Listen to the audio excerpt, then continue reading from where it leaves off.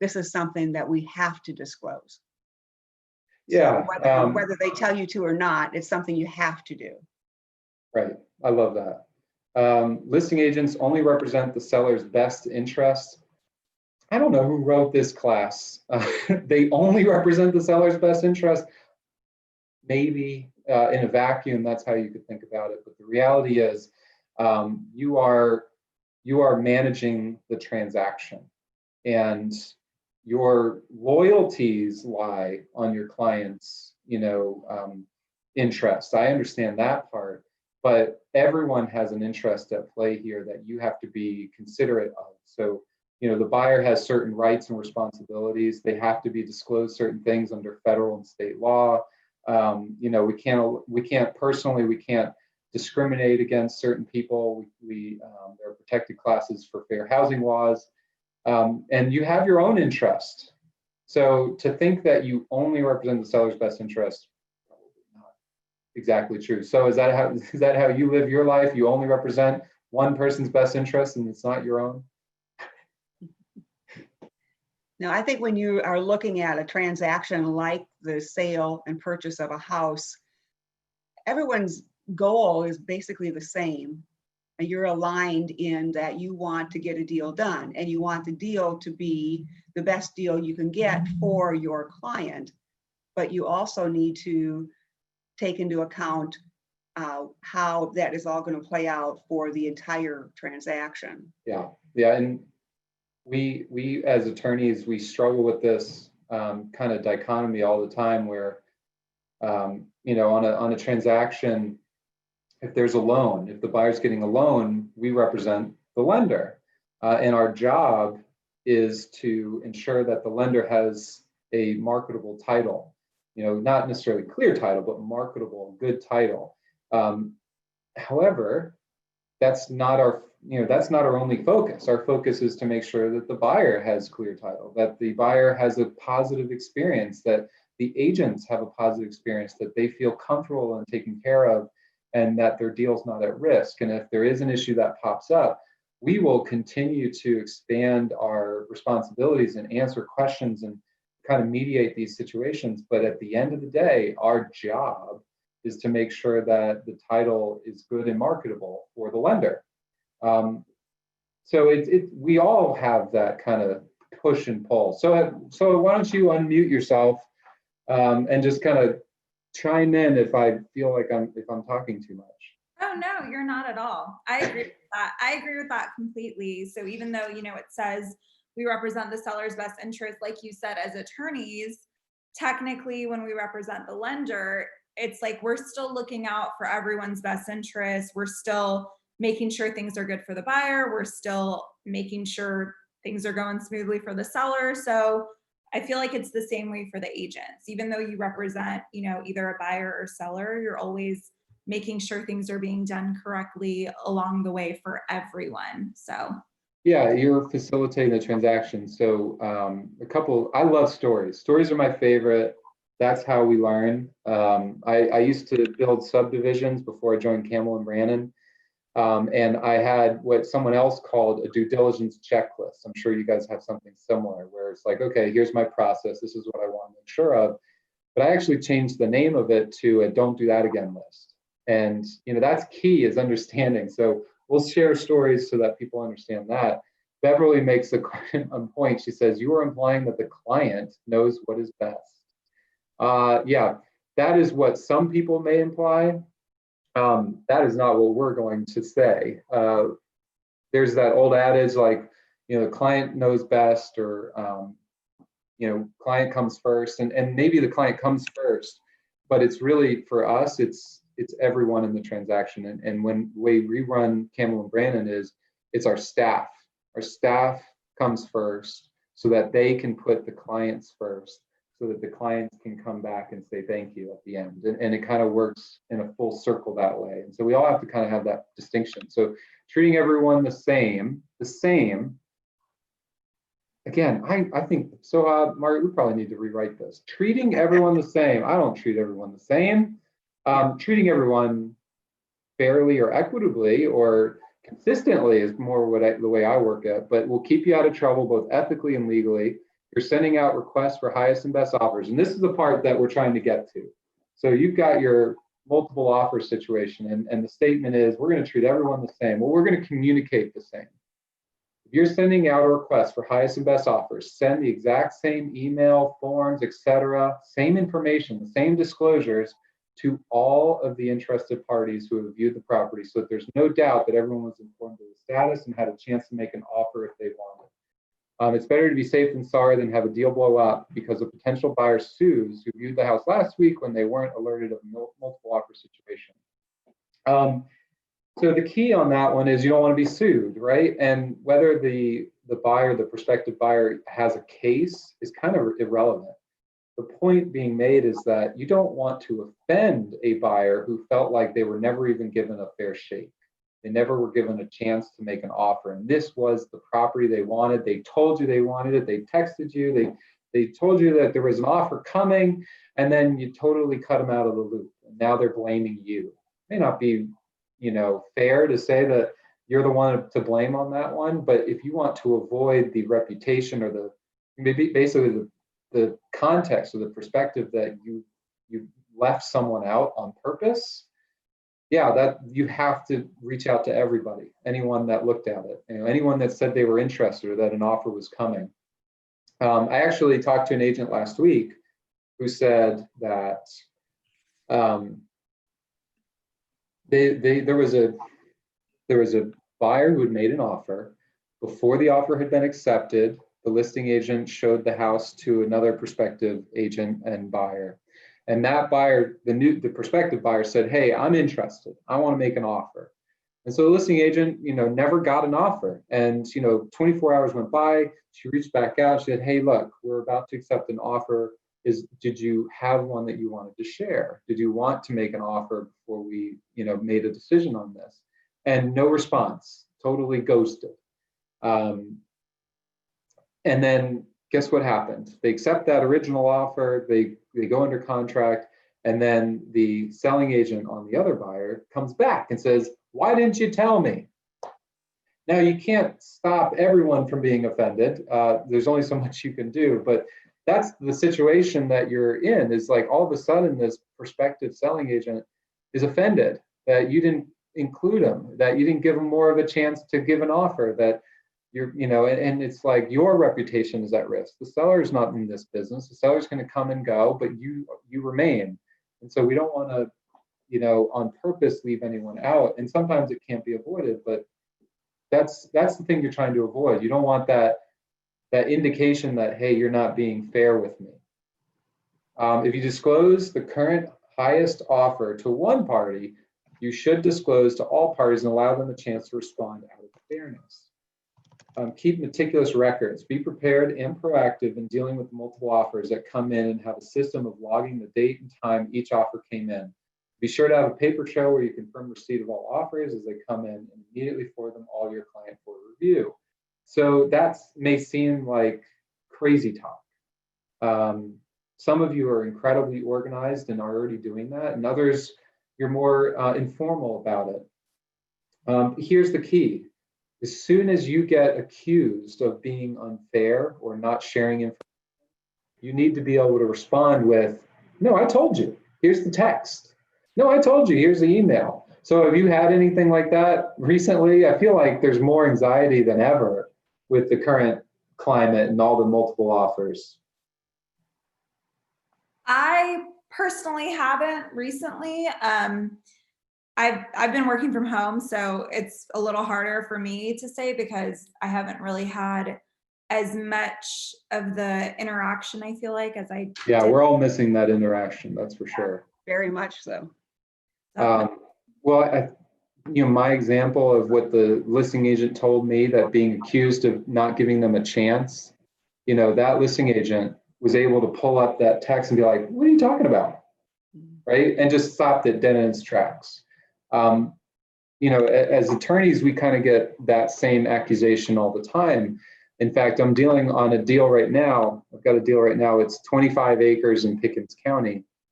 It's this buyer's going to build a house on it, but the seller is a pretty big timber company. They've used this land as for hardwoods so that they can cut them down and sell them to the big lumber companies. And so they've got, a big shot attorney out of New York that's handling all the matters and negotiating with me on the affidavits and all that. But for some reason, maybe because she's very busy, I'm not sure, but she never remembers any conversation I have with her, ever. It is so annoying. She's done it 3 times where she says, I don't know what you're talking about, that you must have been talking with someone else. So I, instead of having to explain it to her all over again or say, I'm so sorry, instead I just respond and say, here's a copy of the email, just following up on that. And there's no nastiness or anything, but that's what you have to be able to do is meticulous records. If you can pull from another email, you're going to be okay. You're going to be okay because you can stop that accusation dead in its tracks.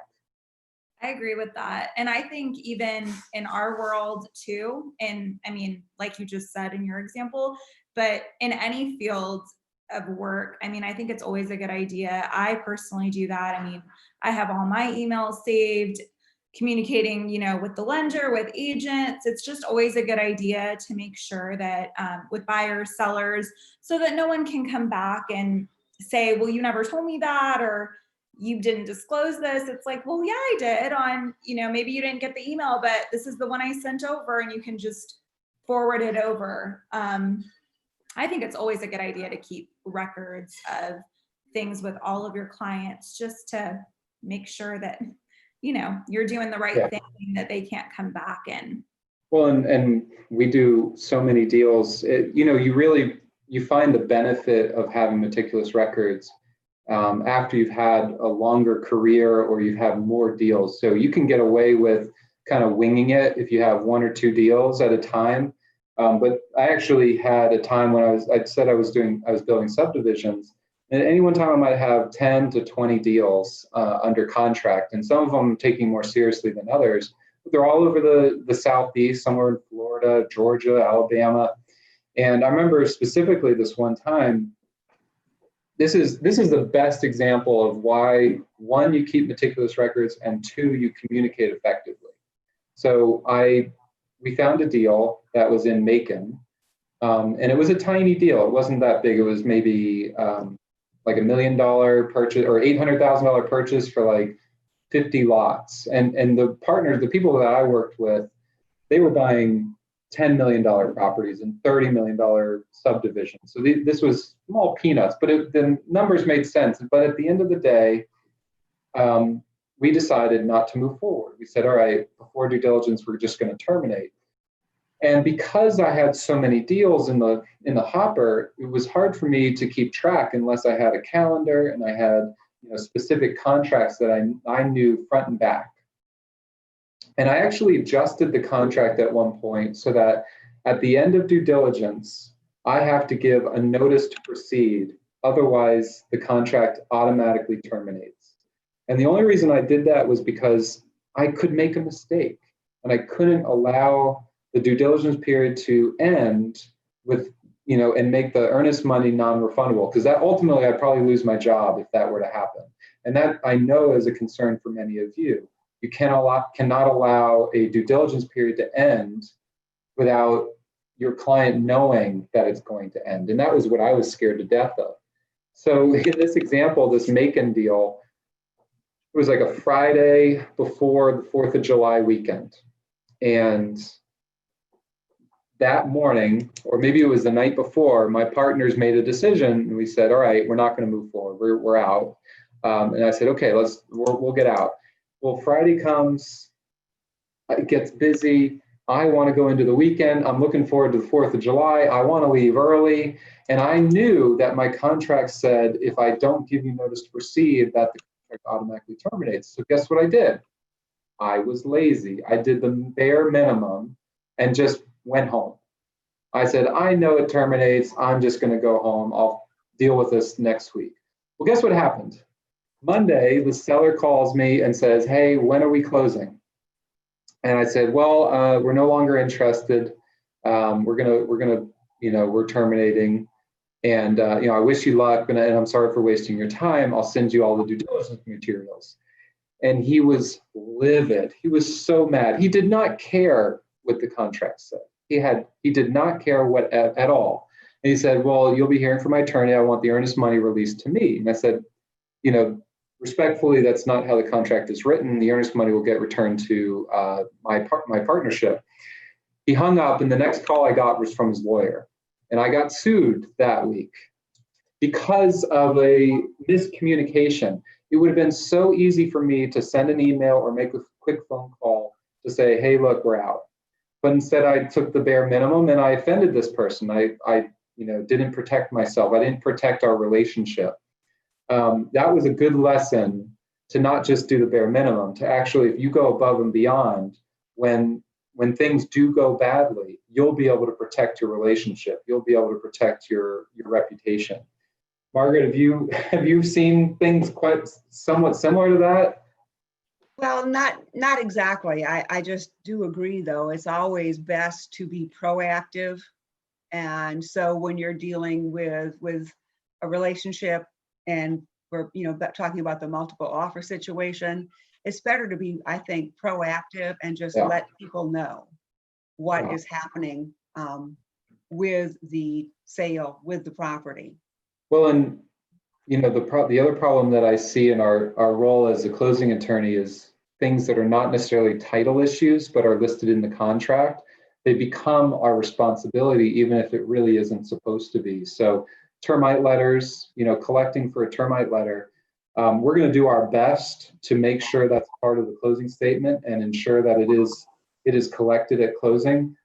And we kind of take on that responsibility, but at the end of the day, it's really the agent's responsibility to make sure that termite letter is prepared, collected, paid for, and secured, because the first call when a client needs it is going to be to the agent saying, hey, where's my termite letter?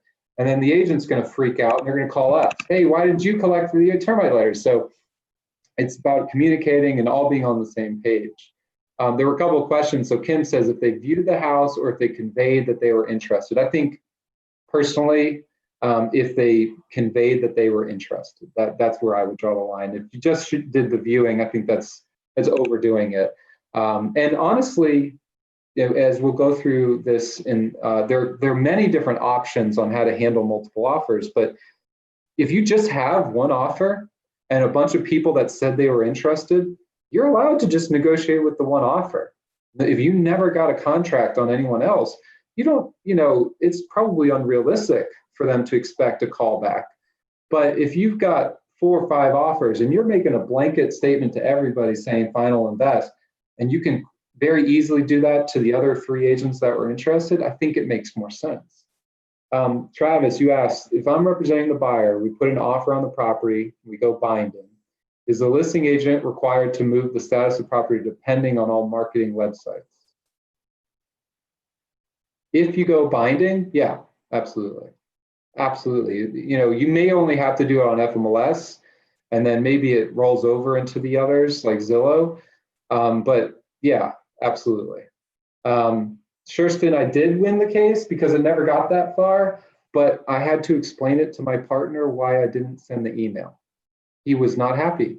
He's like, why do I even have to spend an ounce of my energy on this? Why didn't you just send the email? I couldn't really defend myself in that. It doesn't matter if I was right. It doesn't matter if you are right. It matters, kind of what the fallout is. Tracy, I will always share those things. Those are kind of why I do this business. Julie asked a question. Soha, you want to take Julie's question? You see it? So she asked, sometimes if the agent says they have multiple offers too quickly, without the buyer's agent saying they're presenting an offer yet, they can scare off potential offers, which cannot be in the seller's best interest. So timing is critical. Yep, agree with, am I muted? No. And Julie, one thing you could also do in that situation is, instead of saying there are multiple offers, instead of trying to scare away a buyer, you say, my seller is going to review any and all offers Sunday night at 8 p.m. after dinner and after the kids go to bed. So if you have an offer, please feel free to send it at that time. That sounds, it's not as aggressive. It's not as, basically fishing for offers. But yeah, you, as the agent, you have that latitude to market the property as best you can, as long as you're, And consistent. that actually, funny story, that actually happened to me. The house that we just bought last May. Who did you close with? We wise men. I'm just kidding. Yeah, gosh, oh. I'm kidding. We closed it. Campbell and Brandon with Mark. Of course, Mark Hall. Mark Young. Mark Young, I'm sorry. So that happened to me, but we came and looked at our house, and I don't know. I kind of get the feeling that this, I don't know how true this is or not, but we made an offer a little bit below the asking price. And then that same evening or the next day, I think that their agent told my agent that they had another offer for full asking. And basically that I had written them this like little letter and everything about how we wanted to be in the neighborhood. And, it was just kind of sentimental. And, they were a young couple. We were a young couple. I was pregnant. So anyways, long story short, they told us that another family had asked for full asking price, had offered full asking price. So it kind of scared us because we wanted the house so bad that we ended up saying we would pay the full price. It didn't scare us off because we just really wanted it. And we knew already that we would pay the full thing if it came down to it. But them telling us that and being honest about it in that situation had us actually pay more. And part of me was kind of like, did someone else offer? Right. I guess we'll never know. Right. But in our situation, we went for it because we were like, we want the house. So I did something similar. I was the buyer, and I had made an offer on a deal that the seller thought was too low. So he didn't even counter. And I said, okay, great. And I walked away. And like 2 months later, my wife was pregnant with our third child at the time. And so we walked away and we focused on that. And the listing agent knew what we were going through because of my relationship with the listing agent. She knew that we were pregnant and that we had just kind of stepped aside. And when we were in the labor and delivery room, I got a call saying, hey, we're expecting another offer. We need you to come up with your best offer right now.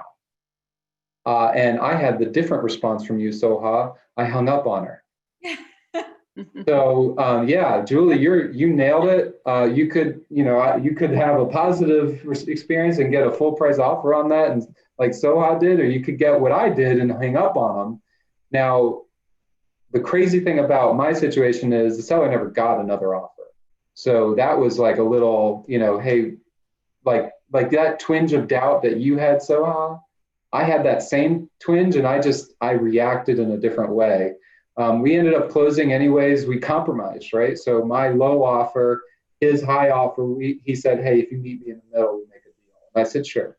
And to me, it's not, I never take the transaction to anything more than a transaction. I wanted a house and I was excited about it, but I wasn't going to overpay.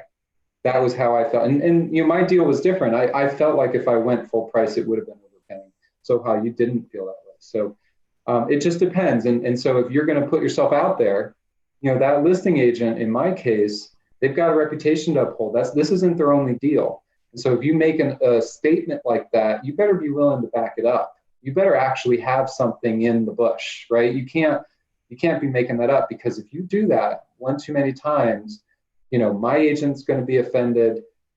I'm in the business, I'll be offended, and it's not going to work long term. It's, you only have one reputation.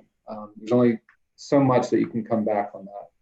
Keisha says, I just want to inform everyone that my internet is going in and out, but I'm here the whole time.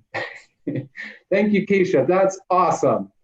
Okay, we have some questions. So, Margaret, feel free to take this one. Can the buyer request a copy of the full price offer in that case? I'm assuming he's asking if there was a full price offer. Can the buyer request to see a copy of the other offer? I think you could request to see that, only because if it's true and it's there, it wouldn't hurt them to show it to you. I mean, you may counter and increase whatever is on that other offer or deal with that. But I don't know. I mean, I think ethically as an agent, you would want to show them, but I'm not sure that legally you have to. Yeah, I think you can ask for anything, but Yeah. they don't have to give it to you. If they don't give it to you, what I would recommend is maybe calling the broker. So if Kim Sims is willing to lie to you, Kim, I'm throwing you under the bus, I'm going to call Julie. And I'm not going to go to Kim. I'm going to call Julie. I'm going to call her broker, and I'm going to say, hey, Julie, I don't need to see the offer, but can you verify whether you got another offer on this deal for me? Can you be the, kind of the determining factor? That's how I love to do it. So anytime there's an escalation clause, anytime there's a backup and a primary, and I need to verify the existence of a bona fide offer, I'm going to call your broker. That's how I operate. I don't want to see it, because that's just more work. Anyone could fill out a form. It could be from an uncle that fills it out with a different last name, and how are you going to know? But if I go to your broker, I don't think Julie's going to mislead me. And if she is, then you are going to mislead me too, right? So that's how I kind of operate. But you can ask for anything. You may not get the response you're wanting, though. Adriana asks, what are the chances of listing agents saying they have a full price offer and that not being true? Hopefully very low, hopefully. And I think ultimately you have to use your gut. If you feel like you've been lied to once, you can be lied to again. So trust but verify is the way I do it. And the best way to verify is by calling the broker. That is my MO, and you won't really be able to convince me otherwise. I've heard really great agents that say, you know what, I asked for them to bring the offer to the closing table. And that's when I verify, and I'm like, okay, I don't like that. I just don't. That doesn't work for me. I want some sort of heads up. And ultimately, maybe I don't verify. But what I do like is I have the option to do it. So how does that add up for you? Yeah, I wish I would have verified. I mean, I don't know, putting a twinge of doubt. Oh no. yeah. I mean, in my situation, I still kind of like randomly will think about it, and I'm like, I wish I would have asked, or because it wasn't so much more money, Right. but it would have been nice to kind of verify, just because it had been on the market. I think it wasn't super long. I think it was only like 30 days or something, but it was just really ironic that the same day we made an offer someone else had. I kind of was like, or a day after, I was like, that's Kathy, did you have a question? I did. What if they write it in the contract with the escalation clause requesting a copy of the highest offer that they're competing against? Yeah, I've seen that. Usually what they'll do, though, is they'll redact certain personal information as to who the buyer is. And at that point, what are you looking at? Well, my question, I guess, then is, if we do submit it, and do they have the right to call on it? Because they'll have contact information then.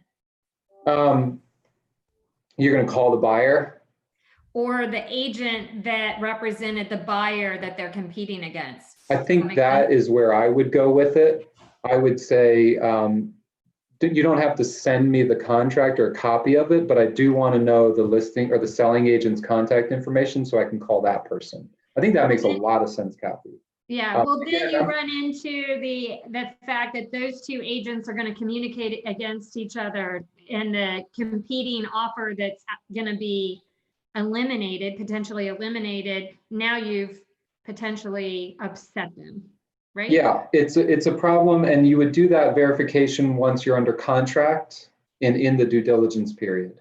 Okay, so you would not submit that contract to them prior to. What if the agent that has the highest offer, the escalation clause, is asking for it prior to their buyer signing? I don't think you can give it, right? You can say specifically, this is my way of doing it. There are a million ways, and I don't pretend to be the expert in this, but the way I would do it is I would say, I'm happy to verify with you. I'm happy to give you the selling agent that did make the other offer, but not until we're under contract, because I can't have a total fist fight before we're actually under contract. So that, because I could see how that could go backwards. But Yeah. you know, Kathy, I'm curious, how would you do it? What would your preference be? Well, and I'm working with an investor. We had a house, well, we still have it listed in Atlanta. I received 7 offers in less than 12 hours on this property and had 3 backup offers in place. Wow. So I came across this situation because there were 3 or 4 of them that had escalation clauses, and the clauses requested a copy of the competing contract. So I basically told the agent, until we had a binding offer during the due diligence, as you suggested during the due diligence, I would provide them their competing offer to support what we were saying. But I just didn't know if there was an obligation, because the contract about to be accepted does have the request for the competing contract. I just didn't know how that worked. I think if the contract specifically said that you shall provide the contract before going binding, I don't think you could actually do that in a contract, because if the seller hasn't agreed to do that, they're basically not agreeing to the contract. So yeah, I think the way you handled it is perfect. And then you would be disclosing redacted information after the fact, but really you pick up the phone, you call the selling agent, say, here's what I'm willing to do. Is that okay with you? Yeah, and but if the so, problem I feel is, even because you're in due diligence, so the buyer can still terminate, so the agents can still converse. Absolutely. Absolutely. Still in that same window. Julie, did you have an opinion on that? How would you handle that one? I'd like to interject a little bit. So a lot of times what we're seeing is listing agents refusing to take the escalation clauses that say that. And the reason is because technically a listing agent is not to give any information. And I do see this happen quite often, but the listing agent isn't supposed to give the terms of a contract because of that, because they could cancel, and because we have a fiduciary responsibility to our seller to do the best for them. So why would we give those terms of the contract to anyone? So that's kind of my take, is you really shouldn't disclose any of that information. You represent your seller. While you want to treat all parties fairly, when you have that many offers, and then I would remove the escalation clauses and say, give me your highest and best offer. That's it. We're not going to show you anything. And technically the buyer's agent is not allowed to ask what the terms are of the other contract. Not yet. They can verify after they're under contract, but beforehand they have no rights to look at other contracts. And you don't want to basically be in the way of that conflict of interest. So I think that makes sense, Julie. And I'll make a tweak to one thing you mentioned. You mentioned that you have a fiduciary duty to your client, and that's not always the case. So fiduciary duties are an elevated level of responsibility where you basically have to step in front of a speeding train that's going to destroy them, right? You don't actually have that responsibility. Maybe a trustee does, an executor of an estate might, a CFA or an attorney has that higher level of duty. But generally, your duties are listed in the contract, in the buyer brokerage agreement, in the seller brokerage agreement, and in the purchase and sale agreement itself, where it specifically says you are there to help market the property and negotiate offers if requested. You're not there to stop someone from accepting a lowball offer, right? This isn't a good deal for you, I'm not letting you do it. So I love when you act as if you have a fiduciary duty, but legally it probably comes up somewhat short of that. Margaret, do I have that right? I think that it is a fiduciary duty, but I think probably not, as you were describing, not as high a level as a trustee or an executor. But the buyer broker agreement or the seller broker agreement really does have a list of, or a definition of what that works, it's pretty how limited. that works for you.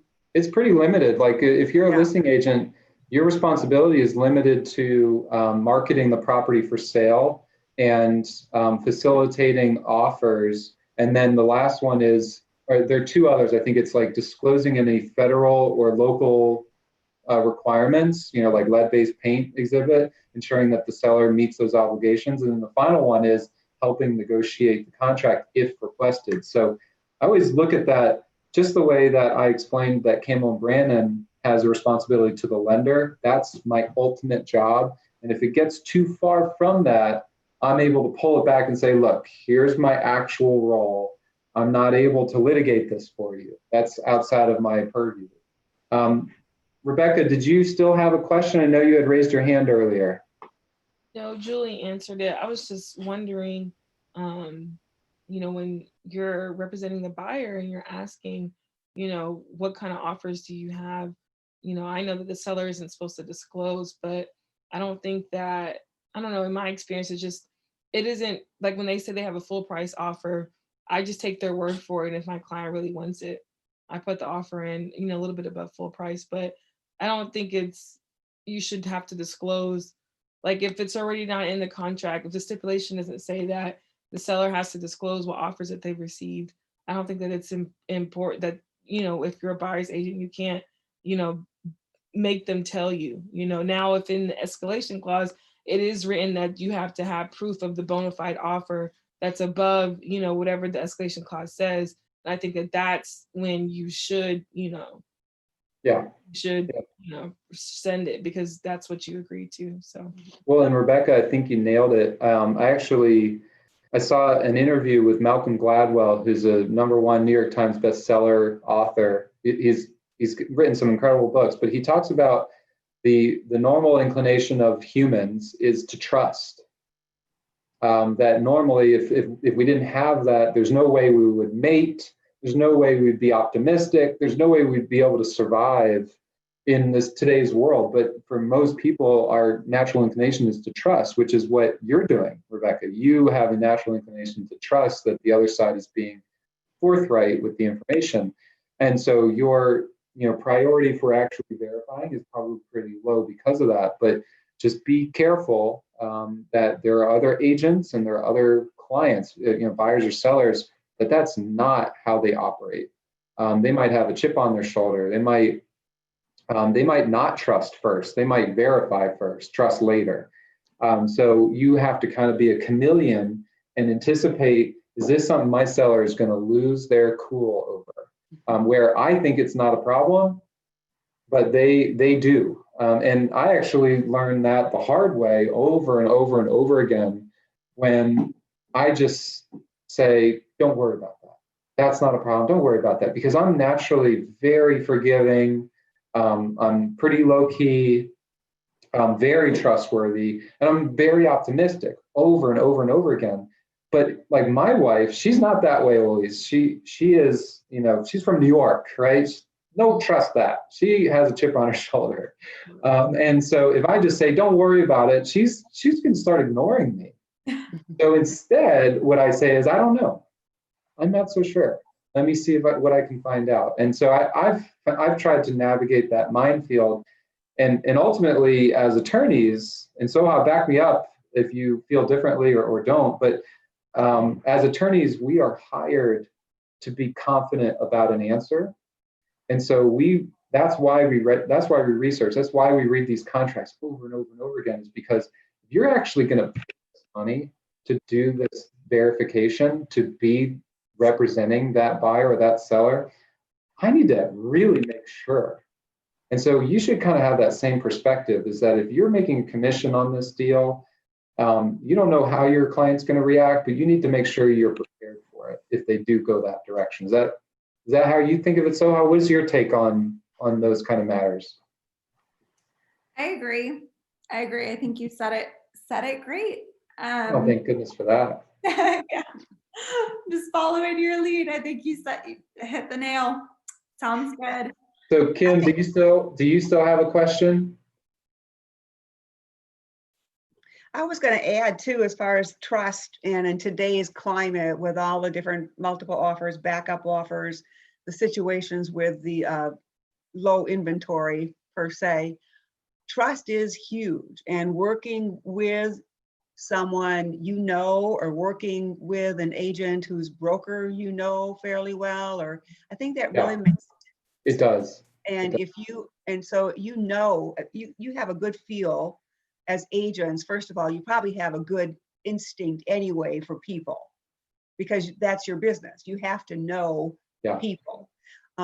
But if you're working in a situation where you're, I think kind of it, and I think it works this way in, I know in the legal world as well, you get an idea of who you can trust and who you can't trust. And if you can't get a feel for it, you can talk to somebody else who maybe has dealt with this agent or broker to get their feel on, you know, their take on the reliability and trustworthiness of what you're hearing.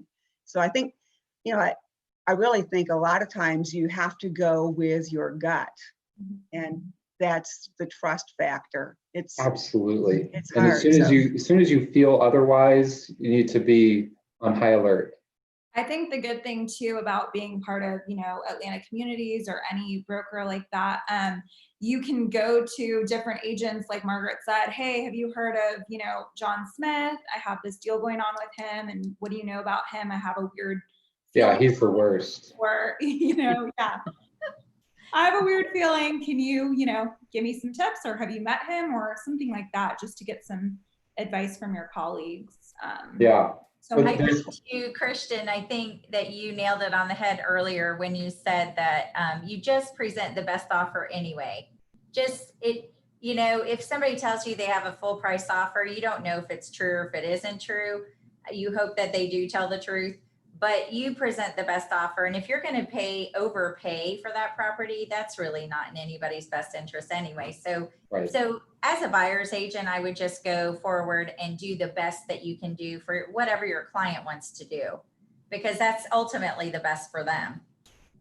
Yeah, that's all you can do. You know, it's hard not to be swayed by other offers on the table, but you can't overpay. You can't put yourself in a bad financial position, and you have to be able to see through the clouds a little bit on behalf of your client. You're the expert. You're the one that, you know, you're not moving in. You get to be really transactional about it and use that to your benefit. That, as the attorneys, that's how we operate. I mean, how many closings will I see this week? I think we've got 100 closings coming up in the next 10 days. I can't be emotional about all 100 closings. I'd probably lose my mind. So I get to look at it as just the facts. You know, we look at the appraisal, we look at the location, we look at the title issues, we look at the timing. The best offer isn't always highest price. If Soha raised her offer to the asking price, but the other offer was below that, but they were all cash closing in 7 days, she's not going to win, right? And so you can't lose focus on that. There are a couple of questions. Kim says she had the same thing happen in transaction representing the buyer. She was suspicious. Buyer was an investor. He chose to just submit another offer lower than the first. The seller took it, but I'm not sure the listing agent had ruined her reputation, not only with me, but with the seller and my buyer. Yeah, you know, and the recent events, not to be political about anything, but with the, you know, the events that have happened here locally with the police and you know, the African Americans in our community, they want the benefit of the doubt, and so do you. In every transaction, you want to be able to give that other party the benefit of the doubt. I get it. Don't you know, lose that responsibility. Don't lose that trust by doing something that seems you know, inconsistent with your morals otherwise, because these people don't know you, they just know your actions. And So I Christian, love that. Yeah, Kim. so I think you just hit previously what's very important and also very challenging in our world is the emotion. You've got to stick to the facts, and you have to, you know, advise your clients not to get caught up in the emotion, which is, it's very emotional for the buyer and the seller most of the time. But like in that specific situation, it was an investor. So an investor is not very emotional, right? This is a transaction for them. And so he was okay with walking away, or just basically testing this agent to see if she was, and sadly, that affects all of it affects our industry reputation. And that's, frustrating to me as an agent, that now you have an unscrupulous agent, quite honestly. Yeah, that's the perception. So this is a crazy story. More to that point, I had a listing agent call me recently, and this is a really top agent for 30 years in our market. And she said that her buyer, there's a house that the buyer's interested in, and it's under contract, but there's a kick-out provision. So the kick-out provision essentially allows the seller to continue marketing the house. So the buyer wants it. This new buyer number 2, really wants this house and wants to make an offer. She calls me freaked out because she said what the buyer wants to do is not offer a price. The buyer wants to offer $25,000 more than the existing offer. Wow, that I didn't really know how to respond to that, because the buyer would not put a price on the purchase price. All they would do is say, see special stipulation 1, the purchase price shall be $25,000 higher than the existing primary agreement. Now that's weird, right? I really hadn't seen that. And what I told the listing agent was, I don't know if that's a valid contract or not. I think you do need a price.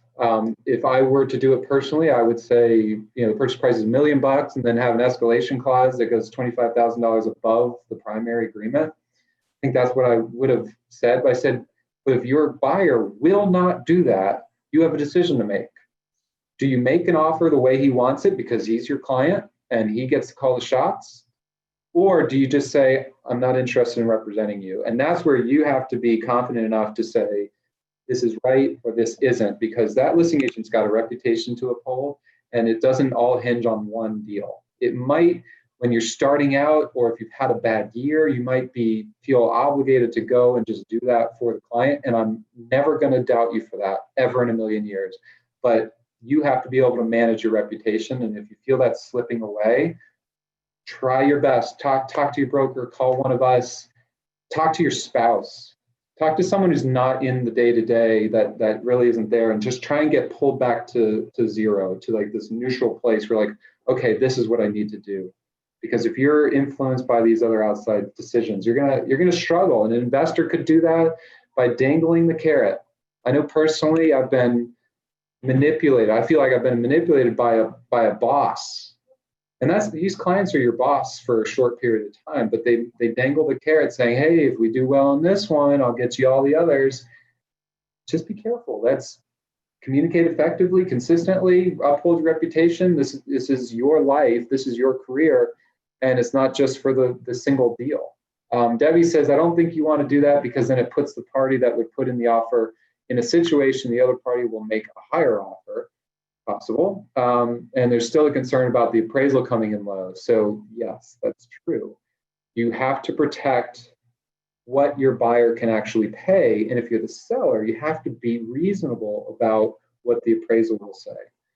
Absolutely. And we'll talk more about that. Maureen says, have any agents ever been asked to show an offer they have and have they shown it? I'm sure, Maureen, they have. Absolutely. Is that the way I would do it? Probably not. And if you did show it, I would make sure that my seller has given me permission. I think there's a line of demarcation there. Carol says, I want to make sure I get credit. I had to listen from the phone. You should, Carol. If you don't hear from me, just double check. You can reach out to me. I'll give you my email at the end here. And then Samsung, what a name. I'm losing audio every so often, but I'm still here. Thank goodness, Samsung. That is great to hear. I know that's not your name. Okay, so here's the last point. We're going to take a little break. We're going to take like a 10, 12-minute break. So it's impossible to act as a dual agent in multiple offer or backup offer situation and not have the appearance of favoritism. I love that last piece, appearance of favoritism. Short of refusing to represent the buyers in these situations, ask another agent in the company to represent the buyer. There are stories that we can share with you as to a listing agent, also representing the selling agent, and representing a previous or a sale or lease contingency on the buyer's other property. So they're on 3 deals, this one agent. There is an appearance of favoritism there by anybody, potentially. Any one of those parties, if it turns the wrong way, could be offended. And what happened in this case is that the listing agent and the seller accept an offer from a buyer. This was not multiple offers, but they accept an offer from a buyer with a sale contingency. Happens all the time, right? There were 2 sale contingencies. 2. I've never seen that before. So the buyer has to sell both properties before they can actually close. And the selling agent, the listing agent, had both of those sales as their listing.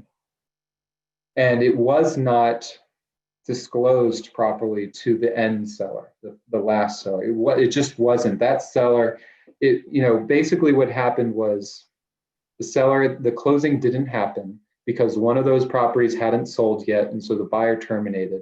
And that seller called, raising hell, making a complaint with GREC, making a complaint with the broker. That's a disaster. And the only way that could ever be avoided is if it's in writing and disclosed to everybody, because that is a disaster waiting to happen. I hope you can understand kind of the mechanics of that. If you don't, we can talk about it later. But let's take a little break. We'll come back at 11:20, and we'll get started on how to handle multiple offers and kind of giving you a short, script to follow if you're interested. So we'll see you at 11:20. Thanks, guys.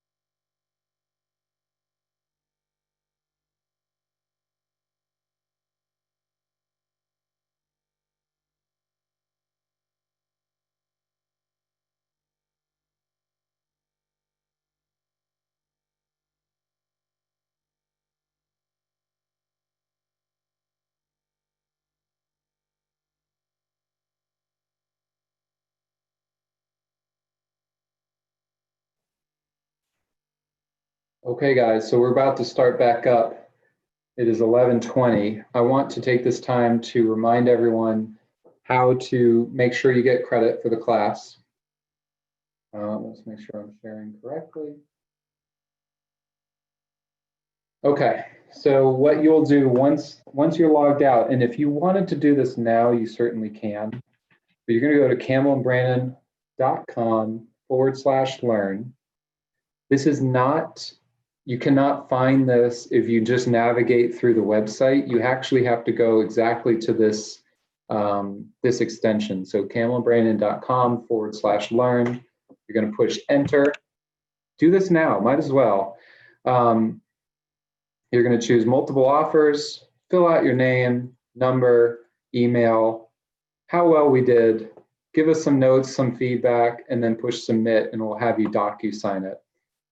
That is how you ensure that, that we have your application. The other part of it is that you stayed on for a minimum of 180 minutes. So if you logged in at 10:05, like I said earlier, I want you to stay on until at least 1:05, maybe 1:06, just to be sure. And you can just leave it on in the background. I'll leave the class open for another 20 minutes after we end, just so that if there were any late stragglers, we can get you caught up. Unfortunately, if it's really any more than that, I can't give you credit. And so Greg, because this is all done online and it's very easy to track, I can't bend the rules. I can't, know that you left for 30 minutes and never came back. So just please be understanding of that. If you have questions or concerns, you can call the Cobb office. My staff is here kind of helping coordinate all that. And then let me see if Danica is available. Danica, I'm giving you a shout out here. If you are here, Danica, and you want to say something or introduce anything, feel free to jump in and start your video. Oh, that's Soha. There's Danica. Hey. Oh, you look so nice, Danica. Do you want, so Danica is our marketing person or director of business relationships in Alpharetta. She helped coordinate this class with Julie to get you guys this class. So thank you, Danica, for putting this all together. Is there anything that you wanted to state about, kind of how things are going at the office and what you're looking forward to? I mean, I'm looking forward to slowly getting back to, normal. It's baby steps, but I'm glad we can do this. And Christian has been a great help getting these classes going and everything. And if you guys have any special requests, feel free to email me if you ever have a question. If I don't know the answer, I'll pass it along to one of the attorneys or, try the best to help you guys out. Thank you, Danica. That's awesome.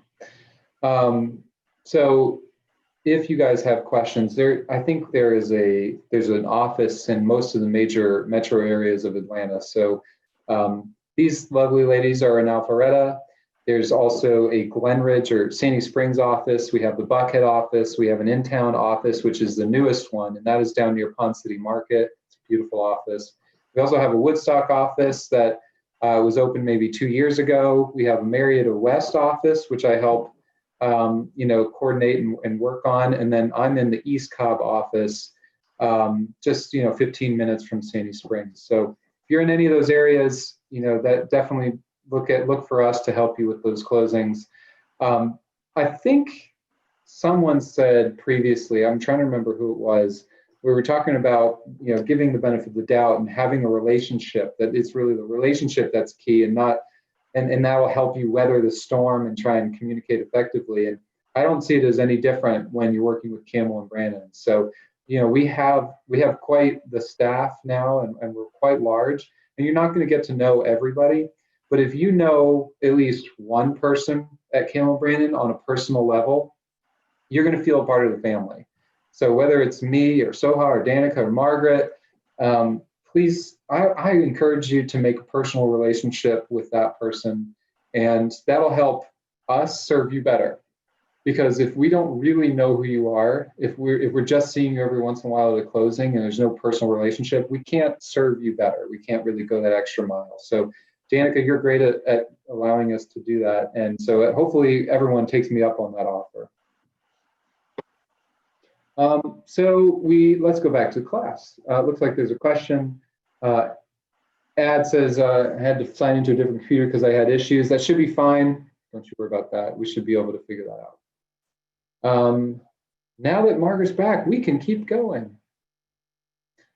Okay, let's see here. Multiple offers. So now we're talking about handling multiple offers. So how did you want to take the reins? I'm sorry. Oh, sorry. I was just eating a few blueberries, but I'm good. Do you want I to? was So just I've got having it to up deal on the with my screen. Let old me know. dog. I can start it on this one. So you'll see here that there are a few options for handling the multiple offers. So there's a list here of the 5 different, if you can see the screen there, there's a list of the 5 different options for handling them, and then they are described more in detail down below. So I'll go through the list and then we can start on the option that's below. So I gave you the ability to kind of use my screen. Oh, nice. Okay, cool. Thank you. So the first one is to accept one offer in writing and either reject all the other ones or accept one as a backup offer and then reject the other ones. The second option will be to reject all the offers and encourage higher offers. The third option there is to counter one of the offers and either reject the other ones or not respond to the other ones. You can also delay the decision while you're waiting for another offer and informing all the parties. And then you can, last but not least here, alert all the buyers that they're in a competing offer situation and request that they submit their highest and best offers so that you guys can analyze them and make a decision at that point.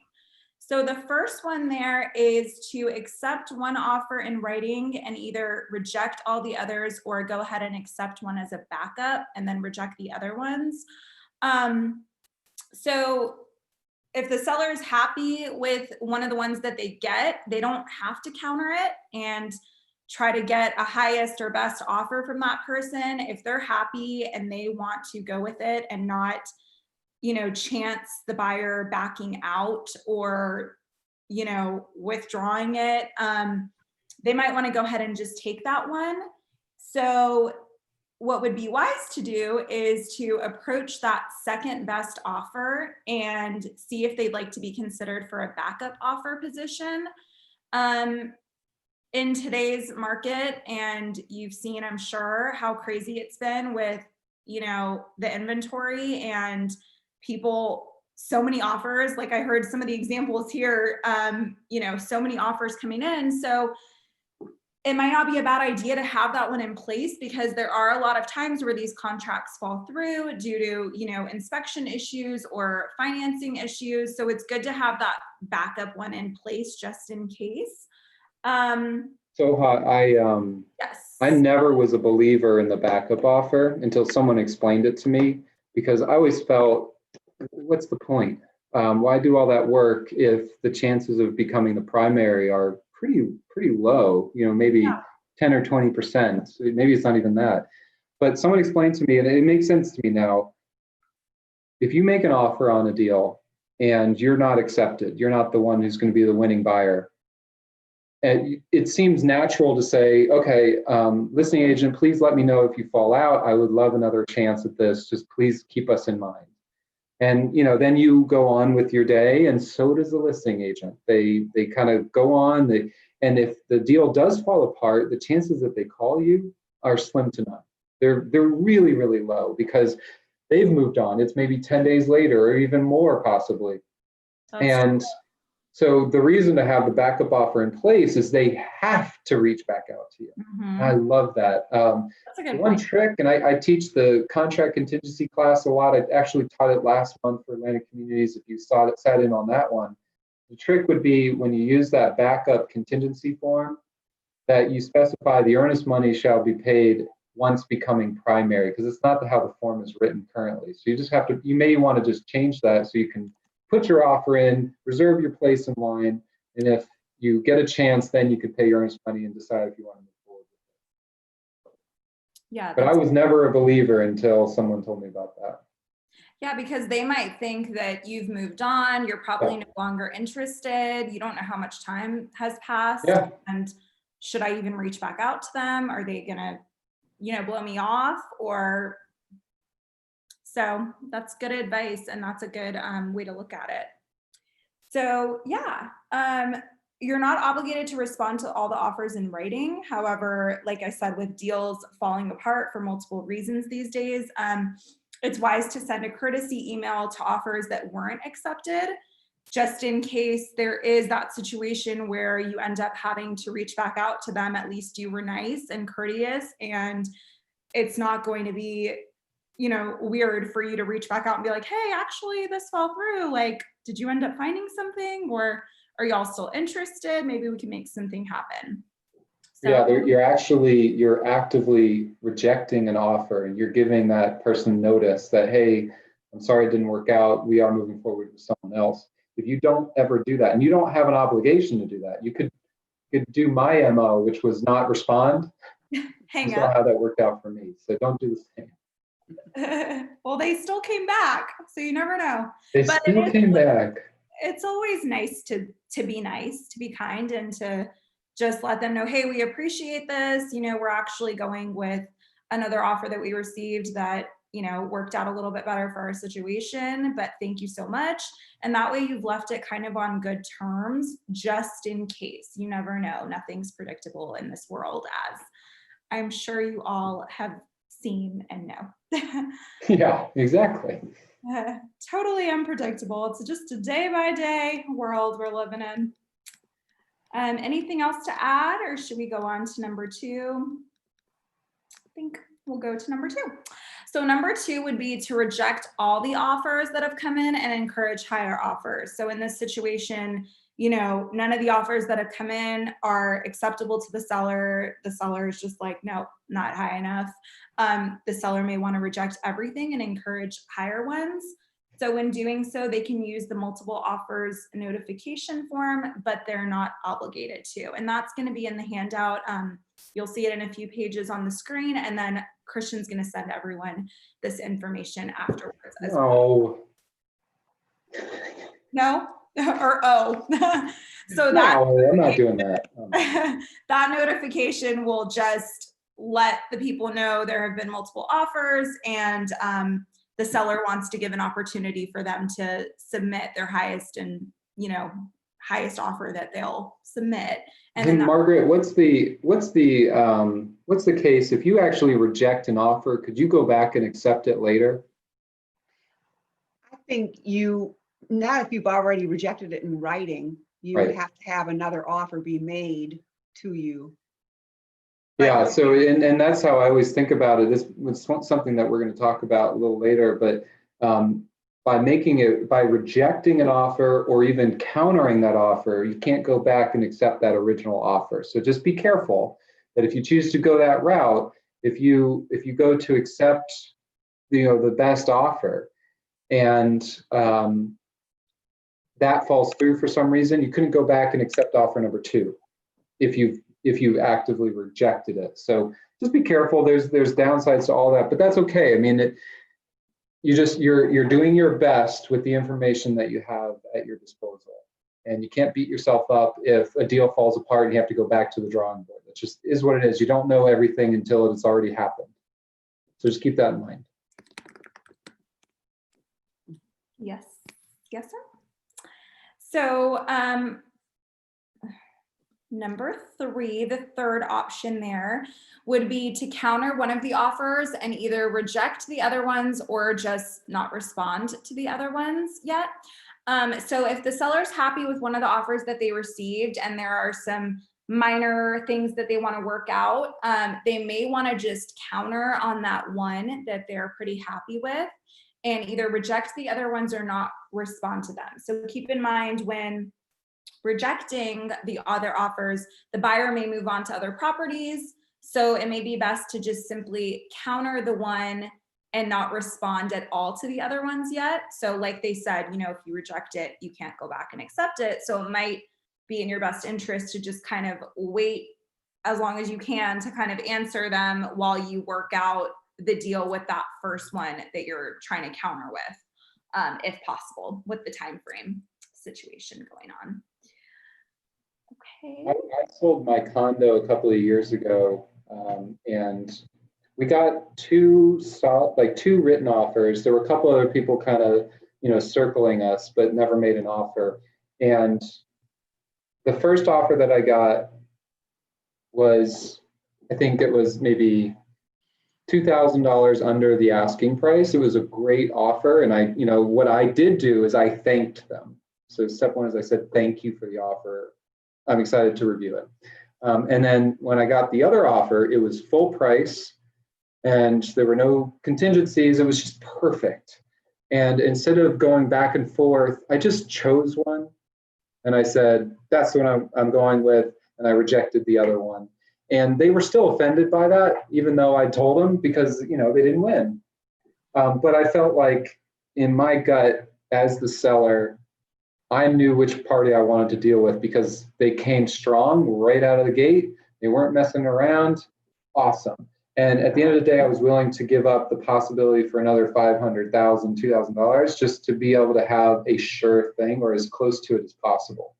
And that really helped the whole transaction because someone who comes up real strong at the beginning, there's just this feeling of good faith between the parties that just is infused with the rest of the transaction. So to me, it worked out really well, even though I left some money on the table. So keep that in mind. But again, that's another option that I was working on. And that's, again, I feel like using your kind of gut feelings Yeah. and, And the listing agent isn't the one that makes that decision. Ultimately, it's the seller, and you can advise the seller and give them the facts. But the listing agent hands it to me, and I said, you know what? I just like the feeling of this one. I met those sellers. They were just really efficient. And if they're efficient up at the front, indication is they're going to be efficient throughout the process and getting the inspection done on time and getting amendments out. I liked how the agent was operating. It just kind of all worked. Those are the people I wanted to do business with. Mm-hmm. Yeah, that's I think great. too, when you're in a competing situation, and I've seen, a lot of folks like Soha, you had said you added a letter, so there was a personal and almost emotional element to the offer you were making. And I Mhm. think a lot of sellers like that. I mean, and they may go with an offer that's not maybe the highest offer, but the people they like the best. I mean, Mhm. we're only human, we all do that to a certain extent.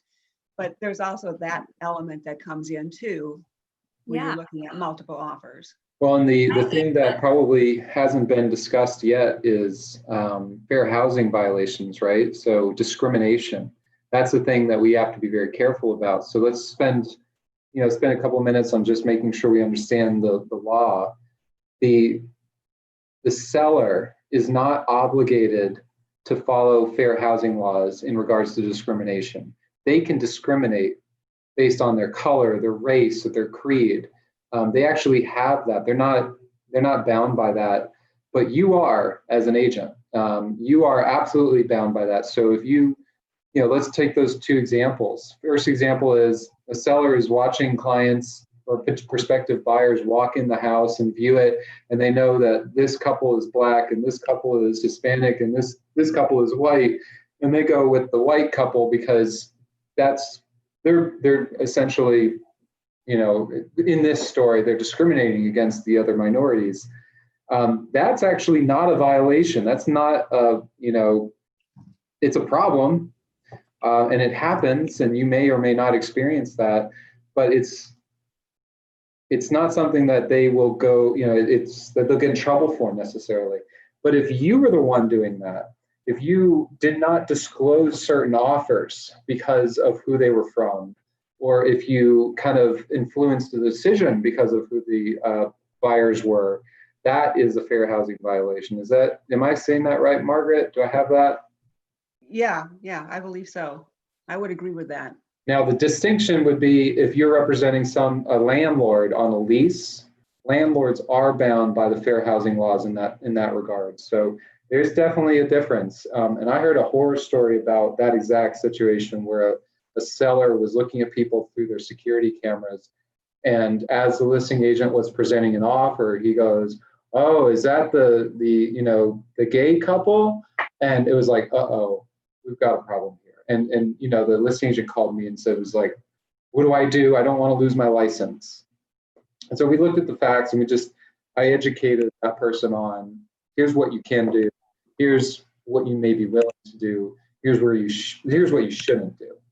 And I think ultimately that listing agent walked away from representing that client because they were worried that this one deal could impact the rest of her career and how she's perceived by her fellow agents and by the closing attorneys and anyone else that might be involved. So a little tricky situation there.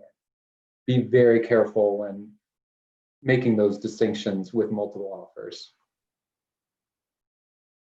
I think that's a great point. Great point. Totally agree. So which number were we on? Okay, so we're on number 4 now. Number 4 is to delay the decision, waiting for another offer and informing all parties. So if you think that better offers are coming, then it may be in the seller's best interest to not respond to the offers that have been received yet and allow time for the other offers that you're anticipating to come in.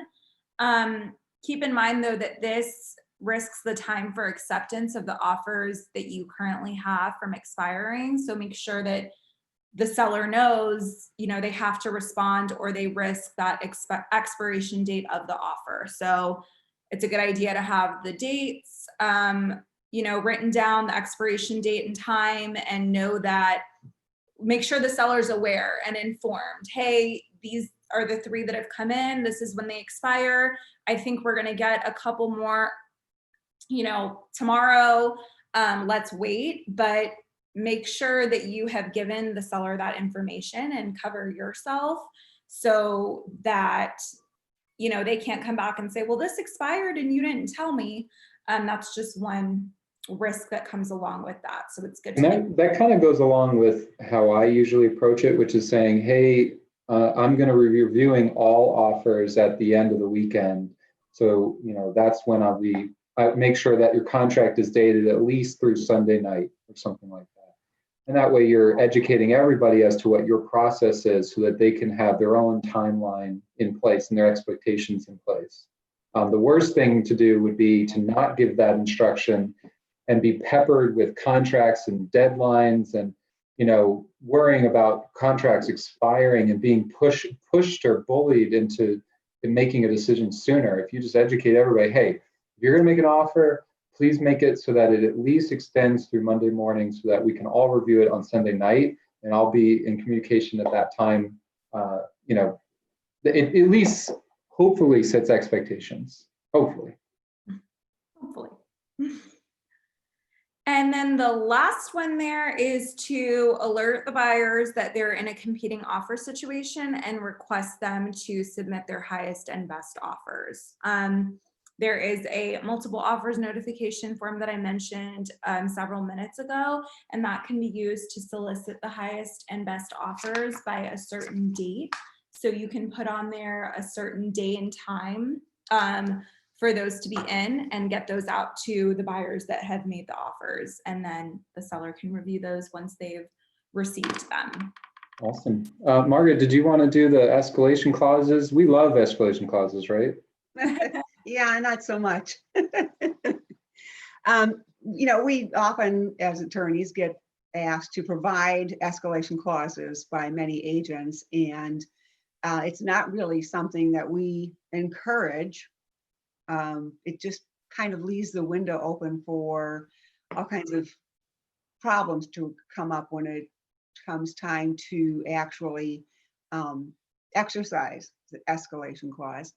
So, but usually we see them with multiple offers and in that case, sometimes an agent will fail to include a cap on how high the price can go. Agents can fail to ask for a copy of the next highest offer to confirm that their client was treated fairly. And agents who fail to include appraisal contingencies and still include escalation clauses. There are just multiple areas where it can be problematic when you're using an escalation clause. So we actually do discourage them. Having said that, there is in this presentation some language you could use which states that in the event of multiple offers, the buyer agrees to increase the purchase price by more than, and you have to state that number, that amount of dollars, over any other offer presented to the seller with comparable terms and conditions. Provided that the competing offer is an arm's length transaction, the notice of seller's acceptance of buyer's offer is provided on or before a date certain. And then the above referenced notice includes a copy of the competing offer, and in no event shall the buyer pay more than whatever amount of money they're only willing to pay. It's so easy to kind of miss some of these key points when you're putting an escalation clause in. So we just really, as attorneys, we don't like them. There's just a lot of gray area and a lot of things that are a hazard for an agent if you don't fill it out completely. Well, and let's explain kind of what those hazards are. You know, for some of these blanks that you have to fill out the information, it really depends on this exact deal. So if we're talking about a $200,000 deal, the amount you're going up over other offers might be pretty low. It might be $250 higher than any other offer. But if we're talking about $1 million deal, it might be $25,000 above any other offer. So it's all about, you know, the exact context of the deal. And then, you know, obviously it's really important to have a cap if you have a lower price point, because most likely your buyer really is capped. You know, they're getting a loan. But if it's a cash deal and you know that your buyer has, you know, basically an unlimited budget, you really, I mean, if you didn't want to put a cap, you wouldn't have to. You just have to make sure you're not wasting people's time, that you're not just being, you're not putting all this work into it to have a buyer terminate in due diligence because they don't think it's worth it anymore. And then the other things of it would be, you know, verification of funds, verification of what they're approved for on a loan, verification of that appraisal, which you mentioned, Margaret. Yeah. You know, we actually have, I have some language that I could probably share, I can share, about adding in an appraisal contingency saying, okay, my cap might be $200,000. I may not be able to afford anything more than that. But if the appraisal comes in anywhere between 180,000 and 200,000, I'll waive my appraisal contingency. Have you seen that before, Margaret? I have seen that before. You know, if it's a cash transaction, I guess that would be okay. I mean, your buyer must really want the property. If it appraised for under what your cap was and you're still willing to pay your cap. Yeah.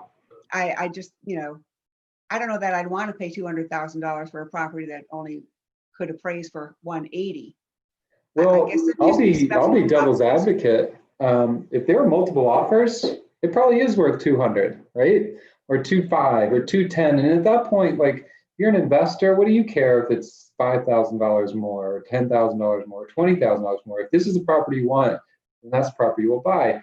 If it's cash, I actually don't like having an appraisal contingency in there at all, because that's one extra person in the room that's going to mess up my deal. Not interested. Yeah. Well, I can see that, but like you said, you're going to be, when you're looking at dealing with an escalation clause or an appraisal clause, you definitely are going to be looking at your client, the type of property that is the subject of the contract. And I mean, all those details. This is not a one size fits all situation. So I told you about the story when I sold my condo, but if we back up and we talk about the story when I bought it, I was renting, I was the tenant, and the landlord wanted to sell it. So I made an offer, $275,000, right? Something like that. And we came under, we had an agreement.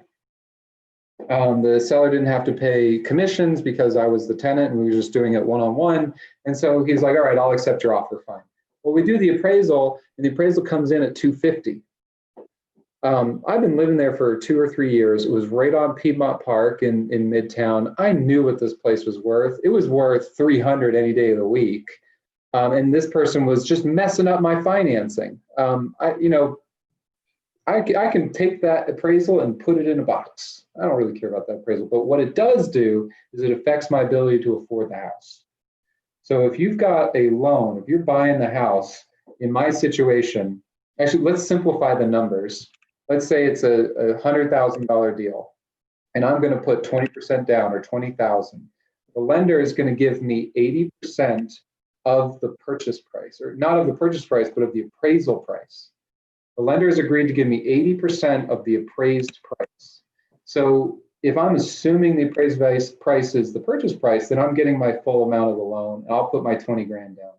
But if the appraisal comes in less than that, appraisal comes in at 90,000, well, they're going to give me 80% of the appraised price, which is 90,000. So 80% of 90, what is that? 18,000 is, oh, yeah, thank you, Soha. Perfect. I used weird numbers.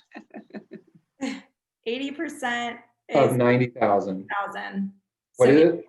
72,000. So now the lender is going to give me $72,000. I was expecting them to give me 80,000. So if I still want to move forward with that deal, I got to come up with the extra 8 grand. I got to come up with my 20 grand down payment plus another 8,000 to cover the difference in the appraisal. So if I'm that buyer and I can't afford that 8 grand, I'm going to send an amendment to reduce sales price. And I'm going to try and get my number down so that the lender funds their full 80%. Well, if you're in a multiple offer situation, that's not very attractive to a seller. The seller is saying, hey, we agreed to a number. I don't want to change this later. I don't want to waste all this time. So to sweeten the pot, what I would do is I would say, hey, if it comes in between 90 and 100,000, I'll fund the difference. So in that case, I'd fund the extra 8 grand. The buyer can afford it. The lender's okay with it. You can do it. You're basically saying, I don't care what the appraisal says, as long as it says 90. It doesn't have to say 100. It at least has to say 90. But if it comes in at 89, so less than that 90 number, then I have the right to ask for a reduction, because I said I would come up with the 8 grand.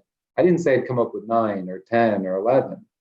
So I love that. If you really have to be competitive, you may have missed out on 3-4 deals this year. That's unacceptable. We got to get you under contract. So you throw in that appraisal waiver. It's like kind of a hybrid thing where it says, hey, I'll pay an extra 5 grand in addition to what I was going to put as the down payment, just to cover if there's any sort of appraisal issues.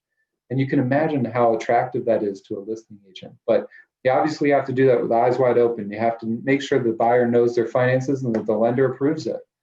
And I've also seen where appraisals can get redone, and maybe the appraiser missed something, they do it again. So there are all these little tricks of the trade that you'll learn through that process. I think that's I what will I be see sending more. these forms to everybody, so I'm happy to do that. Go ahead, Margaret. I would say, I think I've seen that more often, where you can get an appraisal redone. I mean, a lot of times that'll happen. Yeah. You just push for another appraisal. Yeah, absolutely. So upon receipt of the above, buyer agrees to execute an addendum to this offer reflecting the increased final purchase price. So that is really key language. If you're going to use these escalation clauses, as Margaret said, we don't love these. Well, the only way that we can bear them, that we can even stand them, is that you kind of need to do an amendment or a clean copy or a conforming copy after the fact to say, what is the price?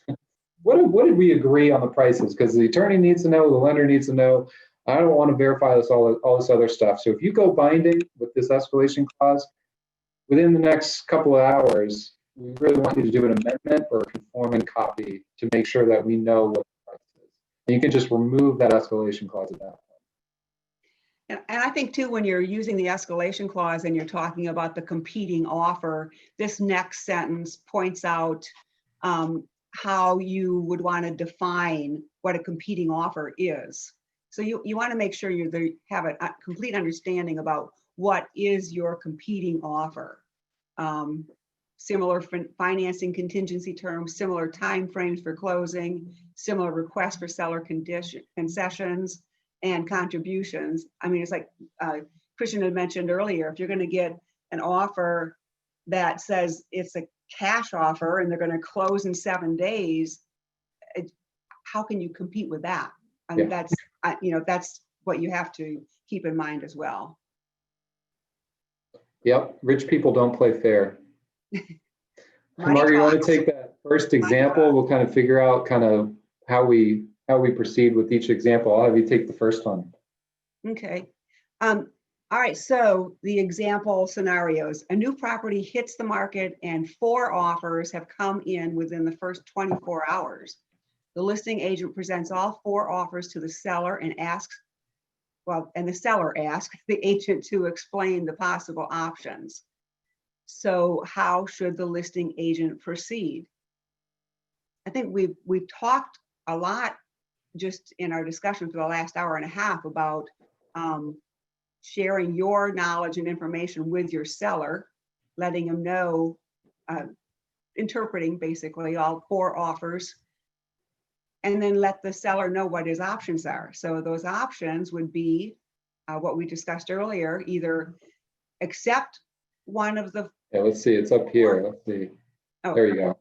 yeah, accept one of the 4 and reject all the others, or take one of the other 3 as a backup. Or you can reject them all and encourage higher offers. Or again, number 3, counter one and either reject the other offers or just not respond. I think delaying the decision for another offer is if you think you may be getting more. I mean, you're talking about 24 hours. And then alert all the buyers they're in a competing offer situation and request they submit highest and best offers. Again, I think that you don't have to accept any of them, obviously. If your seller likes one, then you could accept that one, the things that we've discussed. I think that's kind of 4 offers in 24 hours seems like a lot to me, but I guess it's not unrealistic these days. I know it sounds like a happy situation. That's awesome. I would relate it to when one of us gets an email from an agent just asking a question, and maybe I'm in closings all day, or we're teaching a class, heaven forbid. You still want to be, know if I've received your email. So you just say, thank you for your offer. We're going to be reviewing everything at the end of the weekend. So that I love that. But simply not responding is a tough thing. I think that's the one thing we're all pushing to have you not do. Even if you say receive, thank you for your offer, that's enough. But be consistent, say that to everybody. So I think that makes sense. Here's the second one. So how you want to take the second one? Sure. On Saturday morning, a new listing hits the market, and by that afternoon, there are 2 offers. The seller likes one and counters it and does not respond to the second offer. Before the offer is accepted by the first buyer, a 3rd offer comes in that is $20,000 higher than the first buyer's offer. What should the listing agent and seller do? I love that question. That's an awesome situation. It is an awesome situation. It's amazing. It's amazing. Go ahead. So you tell them what to do. Okay. So let's see. I'm trying to play it out in my head again really fast. So buyer 1 makes an offer.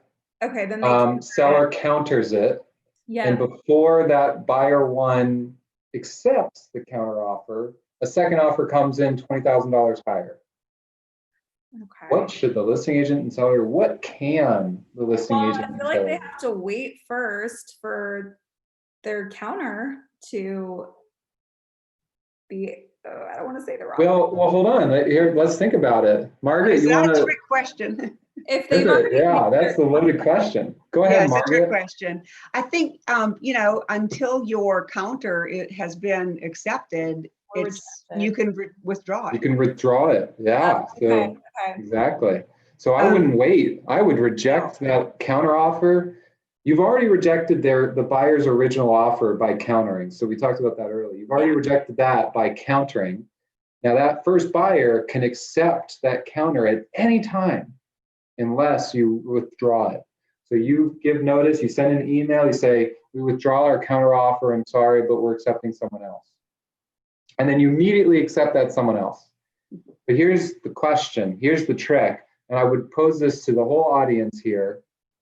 I want you to answer if you know this answer, and I want you to try. There's no wrong answers here except for the one that isn't mine. Um, okay. When has your counteroffer been withdrawn? And when is that counteroffer accepted? At what moment? How do you deliver that notice? So notice and delivery. When is it effective? Is it effective when the email is sent? Is it effective when the email is received? Is it effective when the email is read? Or is it effective when the email is received and then sent to the client and received, the buyer? So if you wanted to withdraw that offer and you send an email, when can you know for sure that that counteroffer is dead in the water, that no one could accept it? So please go ahead. I don't see anyone responding just yet. At what point? Is it when you send the email, or when the email is received, or when the email is read? Nicole says send. Send. Send. They're all Send. Received. Yeah. Beverly says see, received. We have a received in there. I'm new too, but I'm guessing it is when it is sent.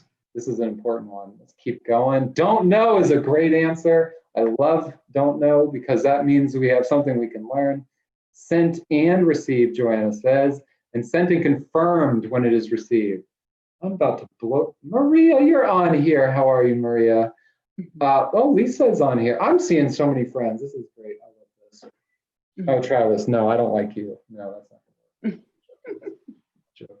Okay. Who wants to take it? Do either of you want to answer this question for the audience?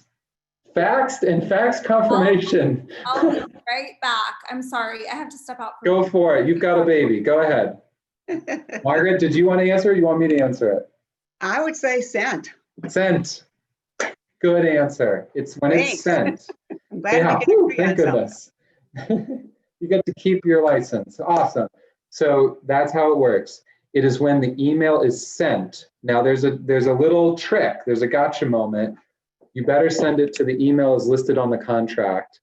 Now, the selling agent can receive notice on behalf of their client. The listing agent can receive notice on behalf of their client. They don't actually have to give notice to the client themselves. So if the listing agent wants to withdraw a counteroffer, they would send an email to the email listed on the contract, even if the email is wrong. If it was right on the, like if it was wrong on the contract and you just copied and pasted it, you've given proper notice and delivery. And it doesn't matter if the selling agent didn't receive it until the next morning. Or if emails cross each other in cyberspace, there is a way to determine who sent the first email. The accepted counteroffer came first, or the accepted or the withdrawn offer came first. So that's the key. Sheila says, would you also call the agent and let them know the notice has been sent? Absolutely, because you're trying to protect your reputation. You're trying to protect the hard feelings that the seller agent's going to have when this deal fell apart with, while they were away from their computer. You want to be able to call and say, Julie, I just sent you an email withdrawing our counteroffer. I'm sorry to do this, but my client is accepting someone else. I hope there are no hard feelings. If you want to make your offer a backup offer, I would love to work with you in that regard. That is such a better email than the selling agent being surprised by it the next morning or spending the next hour working with their buyer and not checking their email and just feeling like they were set up. And use that distinction when talking about all things regarding the contract. That is how you notice and deliver in this contract. Sheila says, would also call the agent and let them know. Yeah, absolutely. In case it went to spam. If it went to spam, it's still notice and delivery. It still is. So by calling, you're making sure that they got it. I use that all the time for myself because it's not always enough to know that you're right. Sometimes you have to follow up and make sure that they received it. Just like my story from earlier. So I love this story for that reason, because you're going to hurt someone's feelings. You want to make sure that they're on the same page. I'll give you another example, binding agreement date. So here's the scenario. The the binding agreement date is supposed to be when the last party signs and provides notice and delivery to the other party, right? So if the seller signs a counteroffer and the buyer's going to accept it, they have to sign it and send notice and deliver that notice to the seller, right? So this is Sunday night. It's been a long weekend, and the buyer signs the counteroffer, and then the listing agent forwards it at 10 p.m. on Sunday night. It's forwarded by email. The listing agent wakes up the next morning and for the first time sees the email, and they want to bind it for Monday morning. So the listing agent wants to bind it because they were the one that received it. It's their responsibility. I'm going to bind it for Monday morning. That's when due diligence starts running. Is that right, Margaret, based on what we talked about on notice and delivery? I'll answer it for you. It's not. Yeah. Yeah. Binding agreement date is when the selling agent sent notice of the contract the night before. It doesn't matter if no one saw it yet. If they were asleep, if their computer wasn't working, if their phone had died, the binding agreement date is actually Sunday in that case. And you know, it's a ministerial task, but we do need to know when dates start running. And the best way to do it is on Monday morning when you're under contract, you call the other agent, you congratulate them, you thank them, and you say, hey, I just want to make sure we're on the same page. I have the binding agreement date for yesterday. Is that what you think? If you have that conversation right on day 1 or day 2, that's a much easier conversation than on day 10 of due diligence. And everyone's freaking out. Yeah, I think that's a good point, because when you're looking at, is it start, I think there are a lot of questions that come up. Does it start at midnight the next day if it's a 10 p.m. Notice beforehand? So I think a lot of questions come up with that. So I think that's good advice, is to make sure you're on the same page right from the get-go, instead of waiting till due diligence days have run and you're counting on your fingers. Wait, how many days is 9 days? That kind of thing. Yeah, you got to be careful. So if you signed everything and it's binding on Sunday, you're overthinking it if you think Sunday is day 1 of due diligence, because it's like a 24-hour clock, right? So 24 hours ago, we've had 1 day of due diligence on Monday. 24 hours, we had day 2 of due diligence, that's Tuesday. So don't overthink it. You're just adding 10 days if it's a 10-day DD. Don't overthink that. Double check with a colleague, or even run it up the flagpole to your broker or one of the attorneys, but don't overthink it. The most important part is that everyone thinks that the due diligence ends on the same day. And GAR has those great forms that kind of do a summary. Use that, because it's how you communicate. It's just making sure everyone's on the same page. And even if both of you are wrong about how to count, which it happens, at least you're both wrong together. And that's the key. We've had a meeting of the minds as to what our dates are. I'm going to run through this real quick, and then we're going to take another 10-minute break. Backup offers. So when a seller accepts and signs the buyer's purchase offer, the first accepted offer becomes a primary contract. From that point on, all of their offers are referred to as backup offers. Backup offers are frequently submitted in the current market, with many first contracts falling apart. Not many, I think that's probably a misstatement, but there are contracts that fall apart. Here's the distinction. You cannot have multiple backup offers without doing a special step as to specifying their priority. The way the backup offer form is written, it makes it mandatory as soon as the primary offer is terminated, the backup offer gets elevated to primary. If you have 3 backup offers, that means by contract, all 3 get elevated to primary. You can't afford to let that happen, because now you're under contract with 3 different parties. So if you're going to accept multiple backup offers, you need to specify this is the second backup offer behind the first backup offer dated blank date, and behind the primary agreement dated such a date. Just be very careful about that, because I have heard of agents that do multiple backup offers. To me, it's not how I would do it. I think that's a waste of your time. You're being too nice. Don't be too nice. Be a little bit mercenary in that regard. we've talked about why backup offers are a great idea. When submitting a backup offer, carefully review, present, and negotiate all terms of your offer with the buyer and seller. This form number is the old form number, so I apologize, that's not correct. But we will pull that form up in just a second. If the primary buyer's contract terminates, the seller will need to give timely notice. It's mandatory. As you always try and find out when, why the primary contract failed, right? So that is such a key distinction. The primary contract terminates, you're given notice, yep, it terminated. If it terminated in due diligence, it could be any number of reasons. It could be that the inspection was kind of troubling. It could be that the buyer was troubling and the buyer was asking for too much.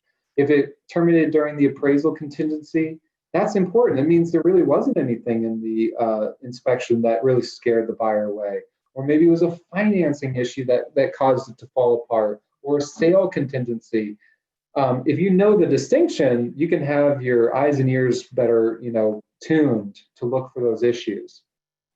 Here's some practical points. Soha, did you want to look at some of those practical points? I'll pull up the form just so we can take a quick look before we take a little break. Sure, I can read through the practice. Am I? Oh, I'm okay. I'm unmuted. Making sure. The practical points to consider with the backup offers: when do contingencies and timelines begin to run? What event? Do you guys know? Do you guys remember what form it is? Let's see. I'm just going to open all of these. Let's see. Okay. Yeah. Notice. Oh, look at that. There's the notice to withdrawal offer. Yeah. I love these forms because they make sure that it's done correctly. If it's somewhat risky as to whether you've given proper notice or not, use the form. The form makes us do that. Notice to reject the counteroffer is great as well. Let's see. Let's see what other forms I have on here. This is F604, backup agreement.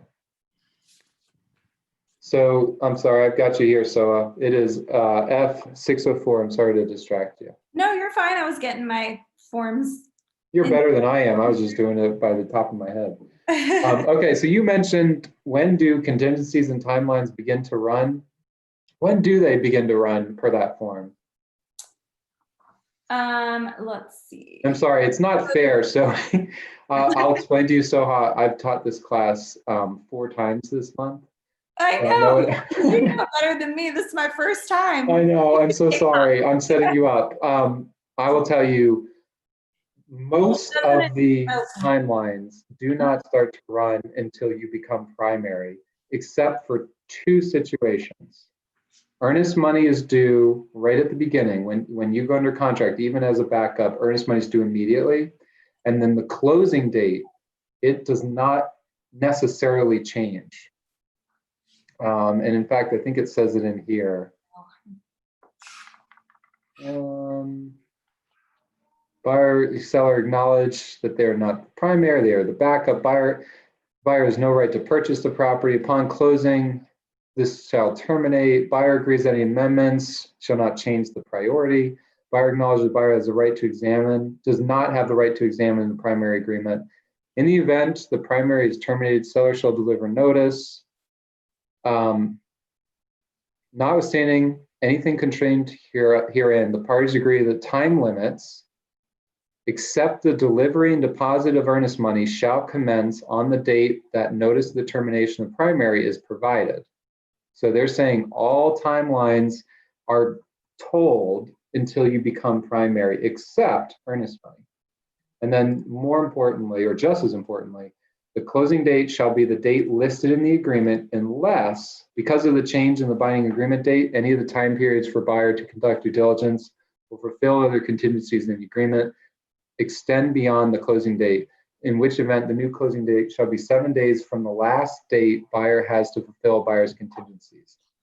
It's a really, it's not something you have to worry about until you become a primary, until you're found in that situation. So don't want to blow brain cells, but essentially, if it's a 30-day close, you have July 1st, or today's June 18th. So we're looking at July 18th. It's going to take 10 days before we become primary. Because of financing contingencies and appraisal contingencies, your closing date could get extended till 7 days after the last contingency. So if it's a 25-day financing contingency, the closing date would be extended to 7 days after that 25 days. So you'd be 32 days later. So it's a little complicated. Ultimately, you'd want to do an amendment so that we're all on the same page as to what the new closing date is. But it is, essentially it is automatic. It's sitting right there. Sorry about that, Soha. Oh, thank you. Thank you.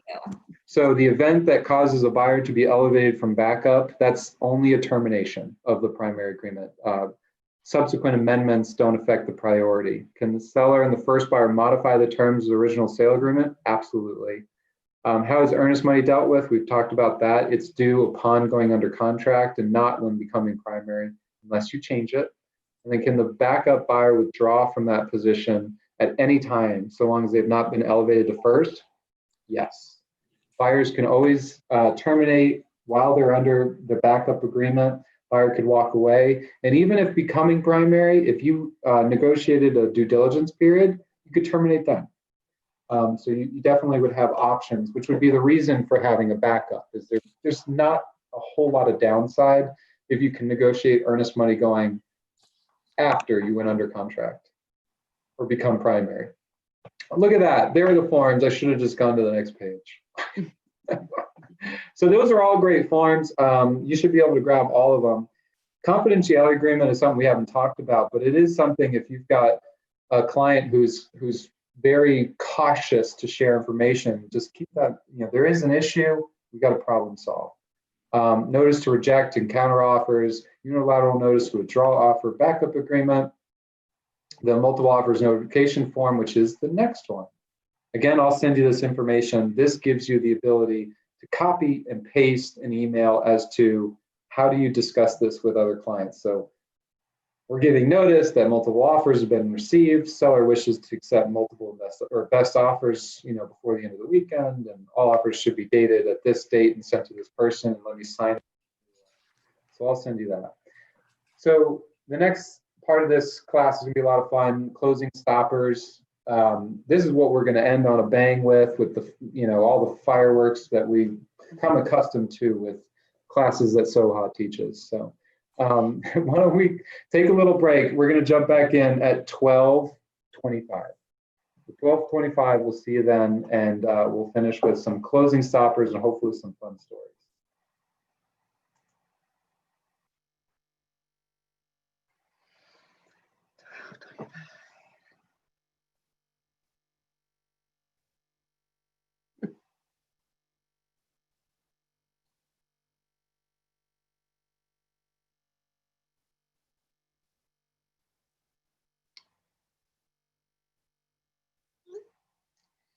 Awesome.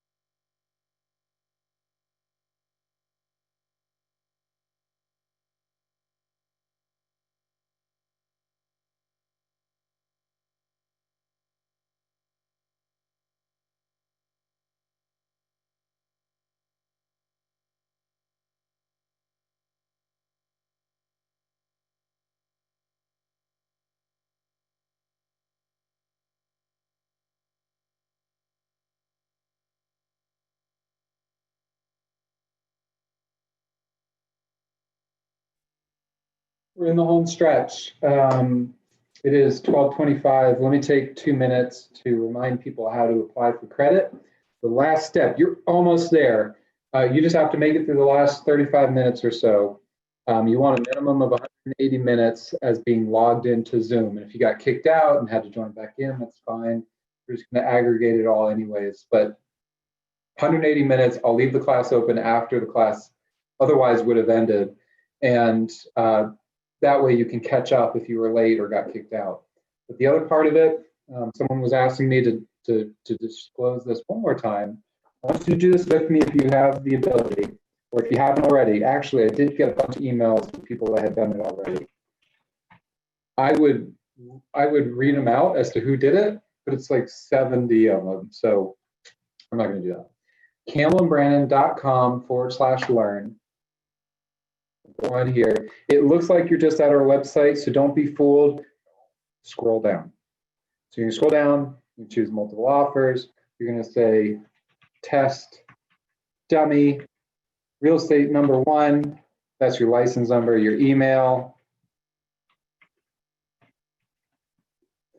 You're going to fill out. You have to fill out the whole form. You're going to say that I was great. Margaret was great. Oh, not really. So awesome. And then back to me again. So you're going to do all these. Strongly agree. Margaret and I already figured out if you put anything other than strongly agree, we're going to assume it was IT issues, and we're just going to count it as strongly agree. Fill out some information that you know we'll love to see and submit.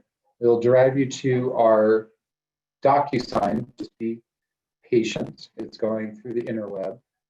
We're going to agree, continue, start, sign. This is what you're making your clients do, so it's good that you're on the other end, and you're going to finish.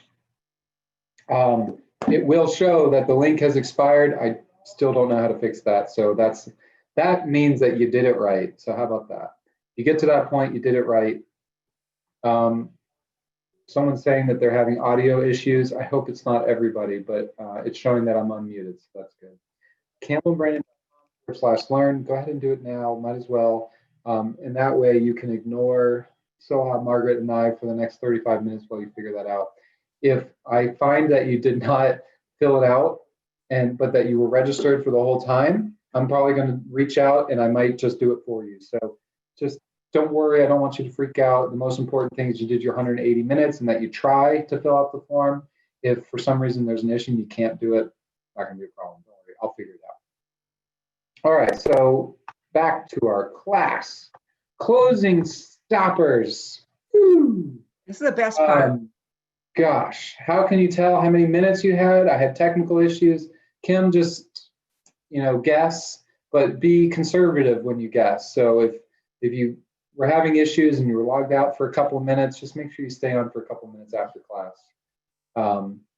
So closing stoppers, let's start with the big one, HOA letters, our favorite. Do either of you, or do you want me to take a stab at how this form works? So we don't have to get into the specifics, but what happens if an HOA letter comes in and it has fees that were not disclosed to the buyer? Who pays for those extra fees? And why is it so important? Why do we even have to care about this?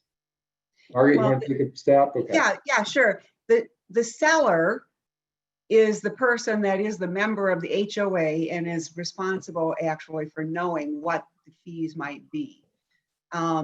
The problem with an HOA and assessments is that they are title issues.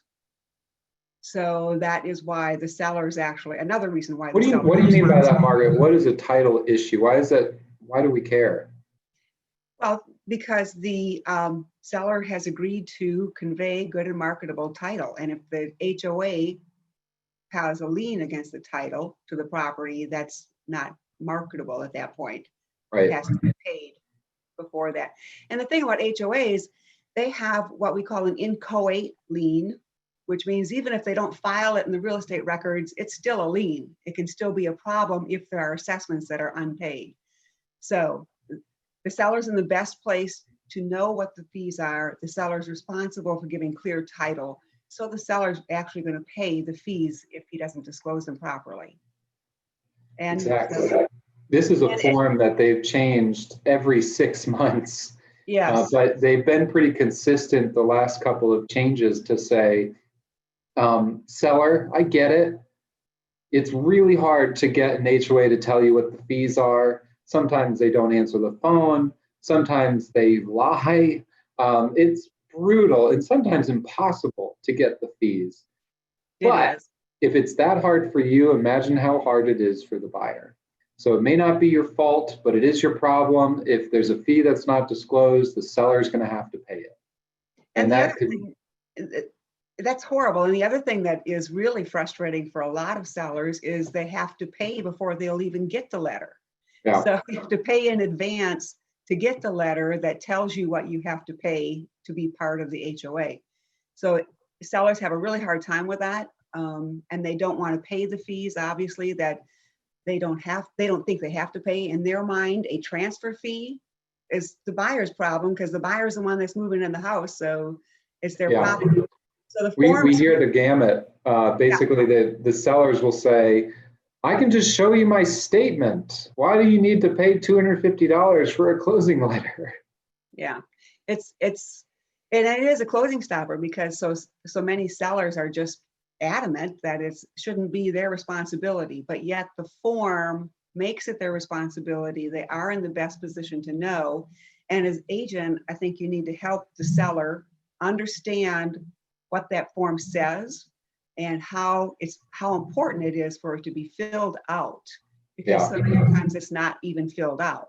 So it's just, unfortunately, it's an important part of the closing, and it can be a closing stopper if they aren't paying the fee, they don't understand what that means to them. Right, and the form is it's a weird form. Let's just put that out there. It's very The weird. way I interpreted it is on the second page where it talks about who pays the fees. It starts up at the very top and it says the seller shall pay for the fee to collect the closing letter and any other fees that go along with it if it has to be paid before closing. So that's saying, hey, if something needs to be prepaid, the seller's going to bear that obligation. It says that right at the top. The second section says, here's all the fees that the buyer needs to pay, the new account setup fee and the elevator reservation and the initiation fee, like all these other fees. And then the third thing says, but the buyer only has to pay those if they're not disclosed by the seller. And the seller is disclosing this number right here. This is the total. And so they've tried to, it's still weird, but that's how it works. Seller pays the closing letter and anything that's prepaid, buyer pays everything else unless the seller didn't disclose it. So what we typically get fought on is a seller saying, but it says in section 2 that the buyer pays that. Why am I paying a new account setup fee? Well, read section 3. You didn't disclose it. And then who bears the burden of that 99 out of 100 times? The agent feels responsible. Maybe you don't do a whole lot of condos and you didn't know this one. Maybe you gave it to the seller, they didn't fill it out, and they're blaming you for not explaining it to them. This is a hot topic because it's a seller or even a buyer putting their hand in your pocket and trying to take money out of your pocket. Like that doesn't work for me. So this should be a hot topic for you to say, there's an HOA. I need to have a very frank conversation with the client saying, here's the responsibility. I know it's brutal, but every seller has to do this and you bear the burden. And so I don't want to hear excuses. I don't hear, and you can estimate. They give you this blank line and you can put any number that you want. So here's a trick. If your seller's having a real problem estimating what the fees are, maybe the HOA is not calling them back, you're going to put a big number on there. You're going to put $1,000 or $1,500 or $20,000. I don't care, whatever it is. And you're going to call the selling agent and say, hey, look, we put a big number on there. I don't want you to be afraid of that. We just couldn't get an answer from the HOA in time. And we wanted to make sure that the buyer is going to bear the responsibility of whatever those fees are, account setup fee, initial contribution, all that stuff. You're going to bear that responsibility. I need to be able to disclose it. Don't be scared by that number. That's where picking up the cell phone and calling them makes all the difference in the world. But obviously you want to get it as close as possible so you don't have someone freaking out and you have to calm them down. But I've seen that work in the past.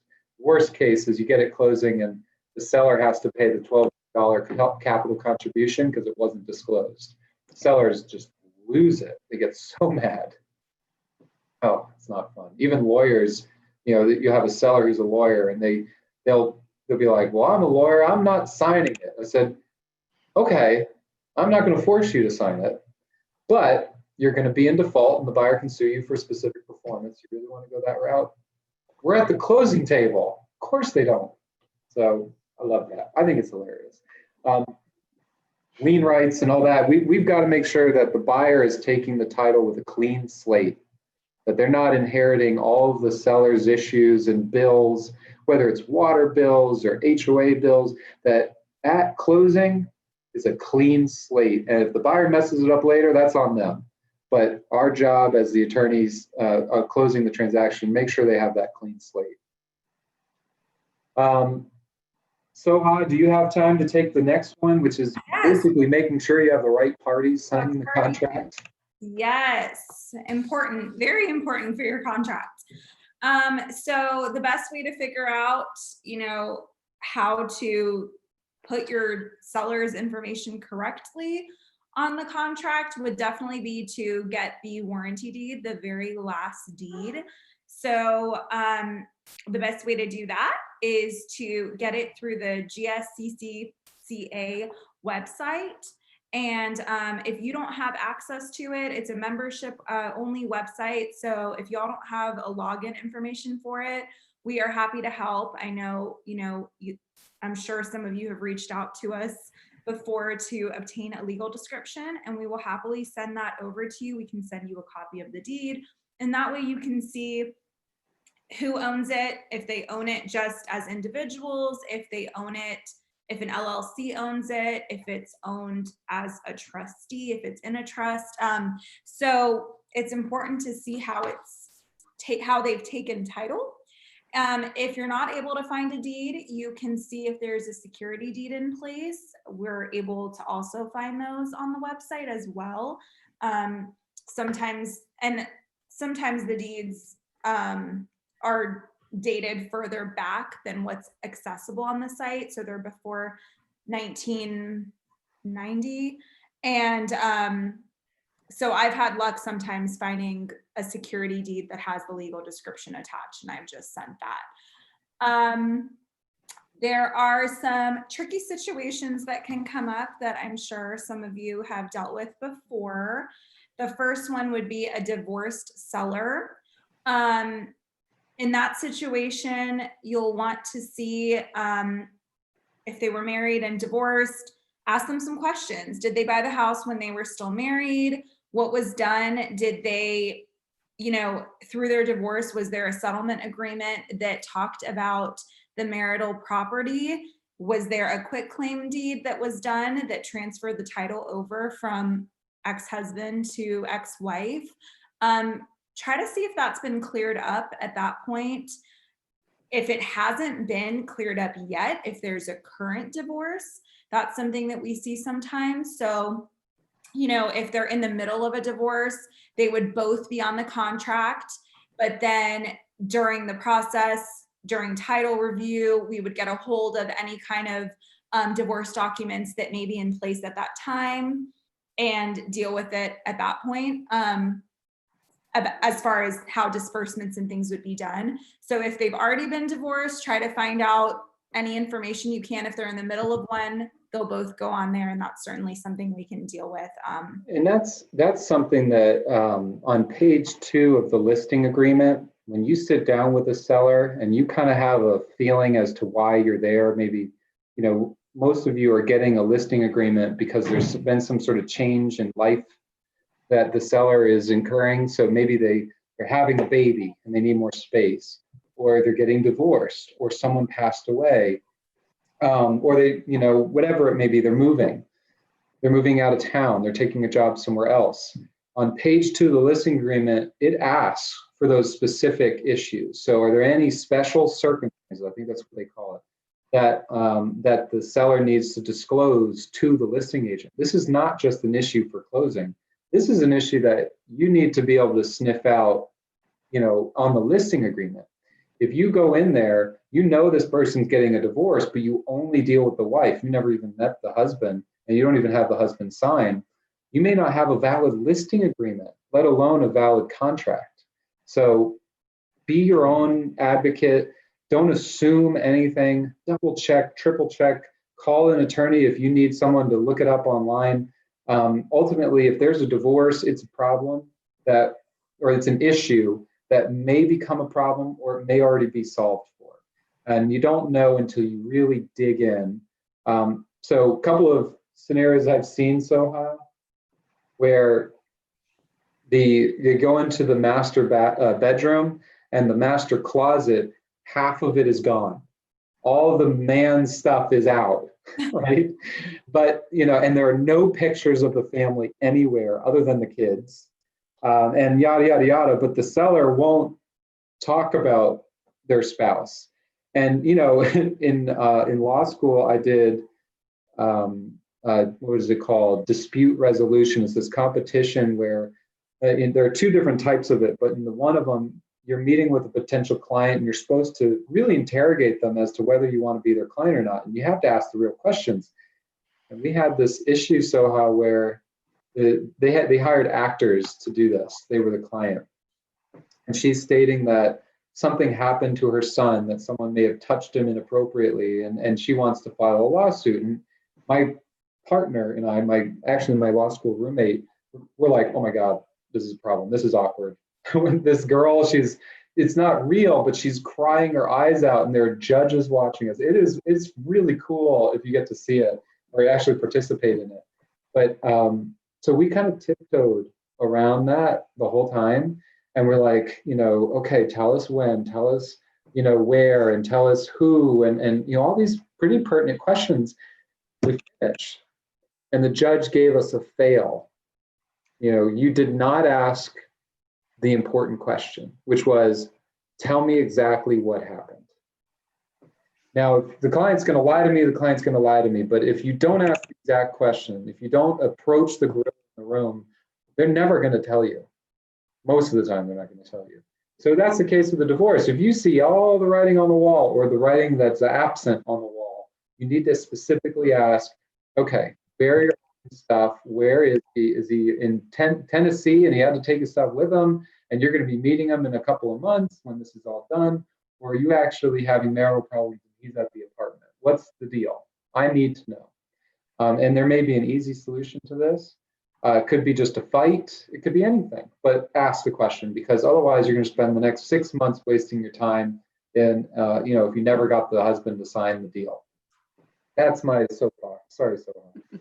That's good advice. Got to ask the right questions, make sure. I mean, if, again, goes back to going with your gut feeling. If you get a gut feeling that something's off or something's weird, just ask. And if you feel like they're not being upfront, it might not even be a good listing to take. It probably wouldn't be, yeah. I have a situation, so I'll take the deceased seller. I have a situation I'm working with now. It was a cash contract, and I received it from the buyer like 2 months ago. It had been in place for a year, and the seller, they knew the guy that owned the house was deceased. So this was a son he was dealing with. Well, it turns out that both the parents were deceased. They purchased the property back in the 60s, and they were titled tenants in common and not joint tenants with right of survivorship. And that you're not going to be able to really tell that when you're talking to someone, because people like this guy didn't even know. He was unaware. He said, Mom died first. When she died, Dad got the property. Now Dad's gone and I'm the executor and we're good. We're not good. And we're good. We're not good, because Dad and Mom owned the property as tenants in common, which means 50-50. And when Dad became executor for Mom, he never changed the title of the property. So when he died, now we are looking at 2 probates estates because we have to deal with mom's estate and dad's estate. So as the agent and you're talking to the seller may know that he's going to have to deal with an estate issue, but the further you get into it, it could be more complicated. Because now we have, and in this situation is really bad because now we have 3 siblings that were heirs. One of those 3 is deceased. She just died 2 months ago. So now we have to deal with her estate. So it's getting complicated. The closing has had to be delayed. So there are a lot of things going on. But if you can find out from your seller, the person that's listing the property with you, get a copy of the deed that where the deceased actually owned the property. You can see how it's titled. Just a few questions, but if you're going to be dealing with an estate, it can get complicated. So it's best to know that in advance. And like I said, a lot of people know they are looking at dealing with an estate, but sometimes it can be more complicated. And so that's really key. The only way you'll know how the title is held is if you look at the deed itself. So if you're relying on the assessor's website or relist is great. It's not the best source of information. It just isn't. It's wrong good amount of time. So let's say someone passes away. Let's say the husband passes away and they passed away 6 years ago. And the wife is the only one signing. If you didn't look at the deed and see if it's joint tenants versus tenants in common, you won't know if you have the proper people signing. And the seller may not know enough to tell you otherwise. So you have to do your own due diligence. And if that means reaching out to one of the attorneys, please use Campbell and Brandon or use attorneys at campbellandbrandon.com. It goes to all 35 attorneys in the firm, and whoever is up at that night of the hour can answer your questions. So definitely use that to your benefit. Yeah. So you want to take the trustee seller or the LLC or the corporate seller? Who signs for those? Yeah, so the corporate trustee seller. So again, once you see the deed and you see who is the owner, if it's, John Smith LLC, then John would sign John Smith LLC by John Smith, manager, member. He's not going to just sign it as himself because he's not the individual owner, the LLC is, and then someone signs on the behalf of the LLC. Same thing with the trustee. So if it's in, John Smith Trust, then he would sign again, John Smith Trust dated, whatever date, and then by John Smith trustee as trustee.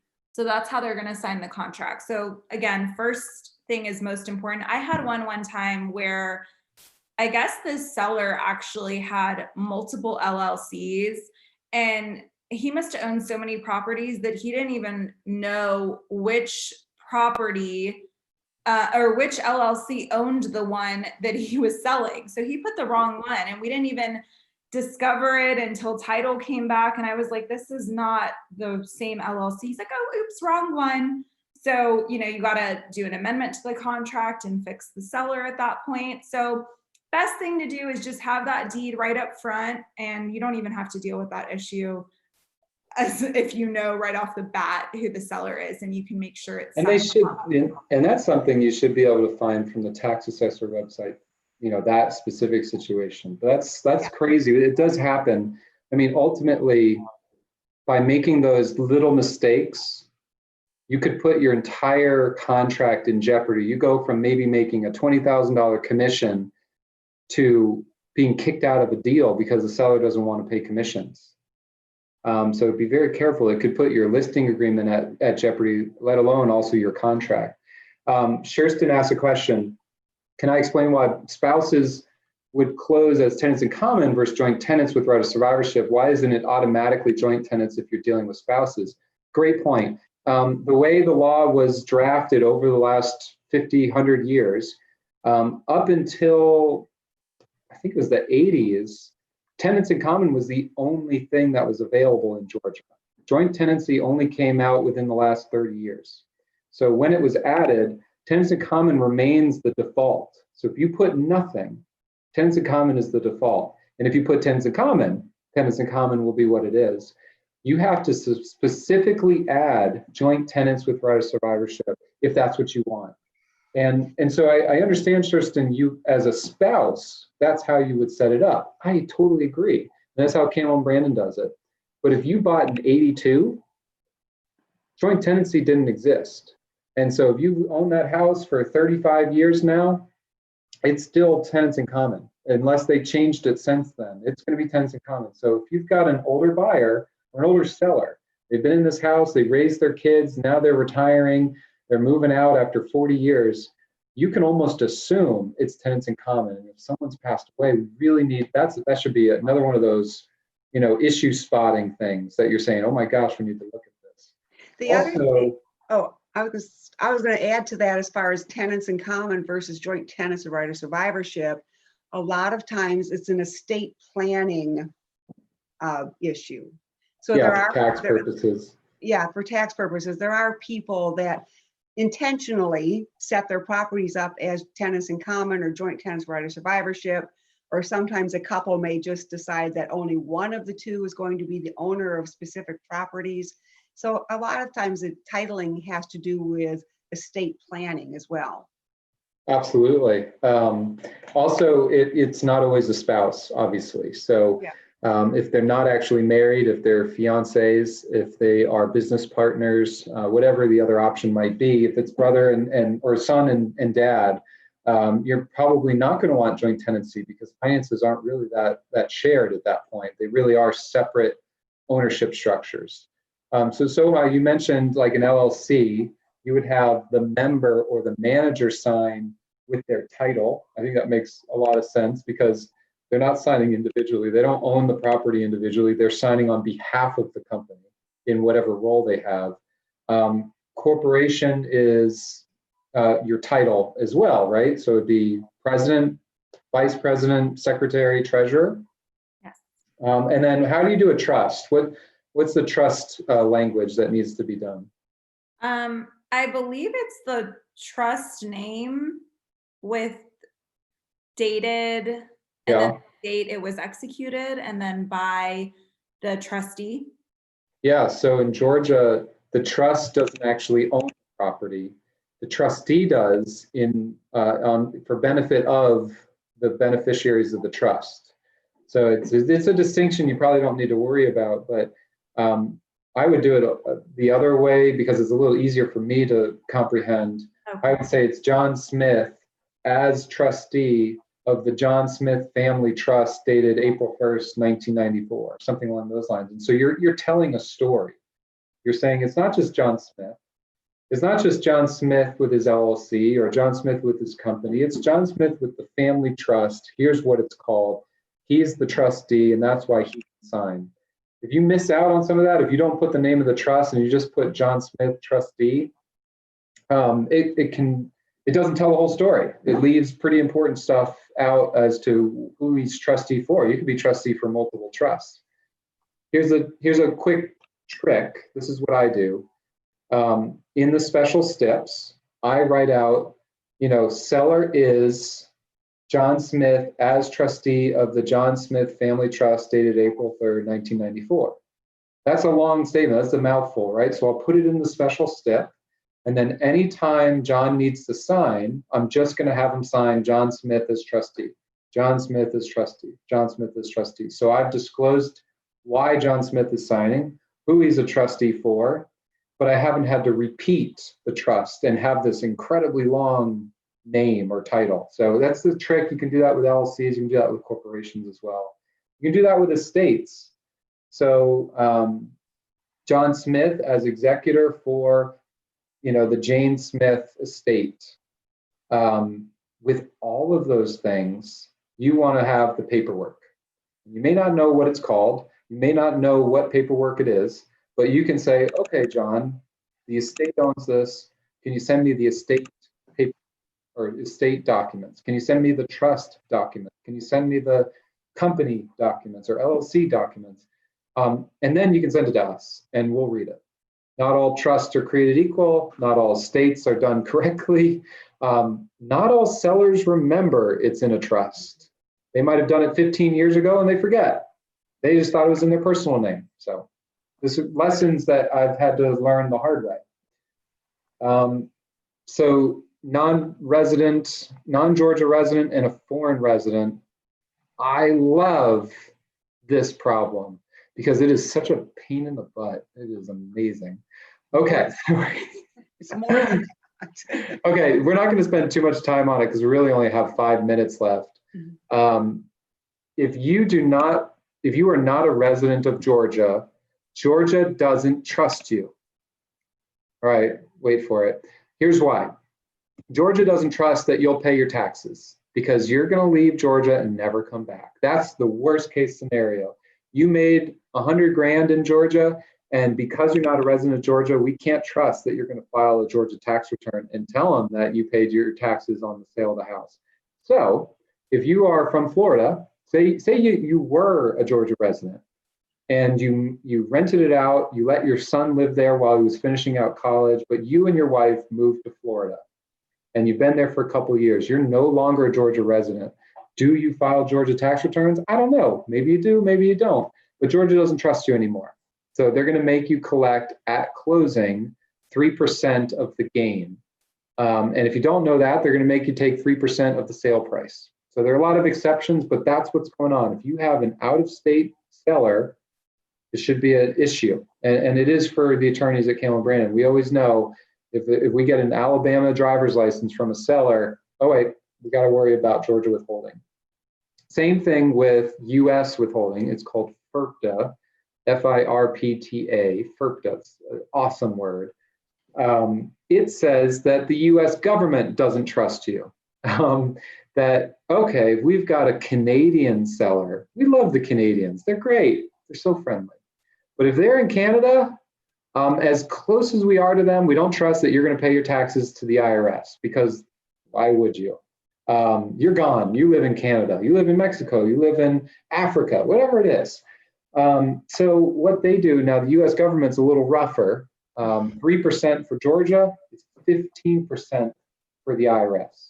So if you're from Canada, guess what? You're not a Georgia resident and you're not a US resident. So you're going to take a 3% hit for Georgia and you're going to take a 15% from the IRS. There are exemptions, there's paperwork, you can shuffle around, you might get it down to 10%, you might get it to 0. There are all these tests and exclusions and all that great stuff.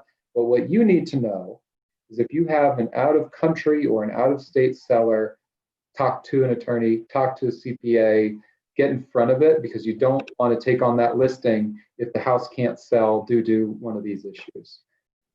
That's my soapbox. It's a big deal. Not every attorney in Georgia knows how to handle it.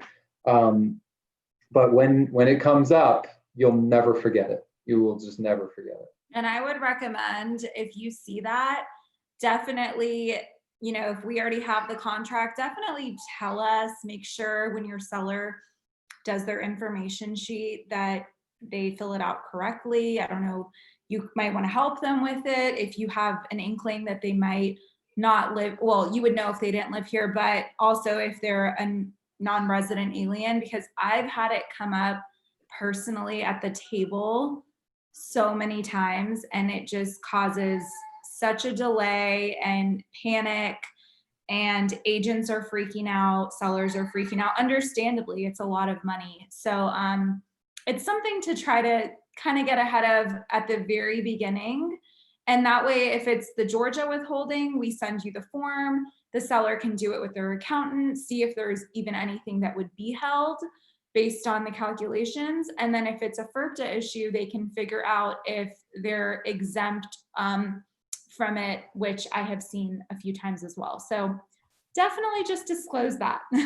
Yeah, definitely disclose, because you just don't want it to sneak up. Just like you want to disclose a divorce, you want to disclose an estate, any of those things, because the sooner we know, the better we can to react and help find solutions. Typically, what we do recommend is that a client reach out to FIRPTA Solutions or some other CPA like this that specializes in FIRPTA, and So again, if you're working with international sellers, this is something they need to know about. This is something you need to know about. We are almost done with class. It just hit 1, so you're technically done. Couple of things. Don't forget to be logged in for a minimum of 180 minutes. If you got in here a couple minutes late, I want you to stay a couple minutes late after class, and I'll leave the class open for 15, 20 minutes. Also, I want you to go and fill out the application. Let's do it one more time right here. It is campbellandbrannon.com/learn. There it is.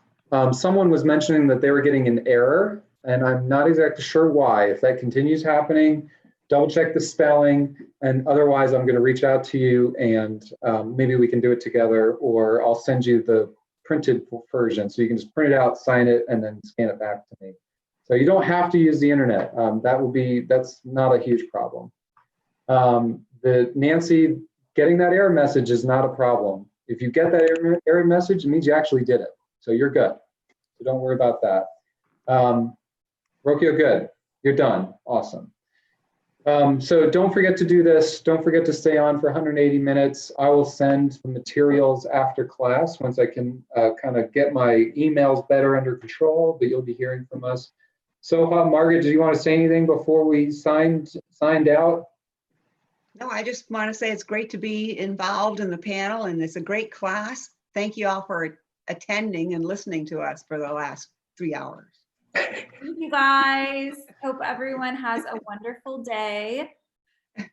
Thanks, Soha. And if you need an oil painting, reach out to Soha. Oh She yeah, gets a commission. if you need an oil painting, I would take you on a tour in the house. But And if you need me to do one for you, look at that. we'll probably want to go with mine. Yeah, probably. All right, thank you guys. Thank you all. Reach out to any of us if you need us, and you'll hear from us very soon. Thanks again. I'll stay on, like I said, but thanks again, guys. Bye. Thank you.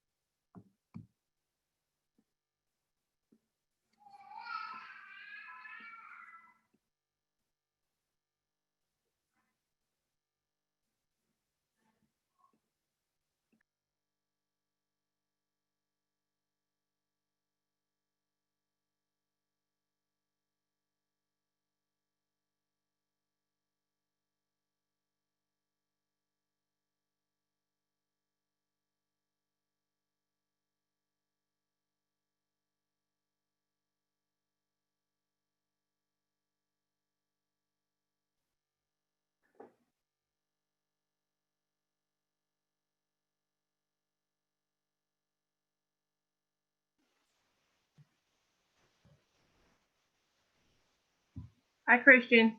Hey, Gloria, what's going on? I'm on the page that, the front page, the first page for Campbell and Brandon, but I don't see, how do I get to the page for the feedback again? So did you scroll down?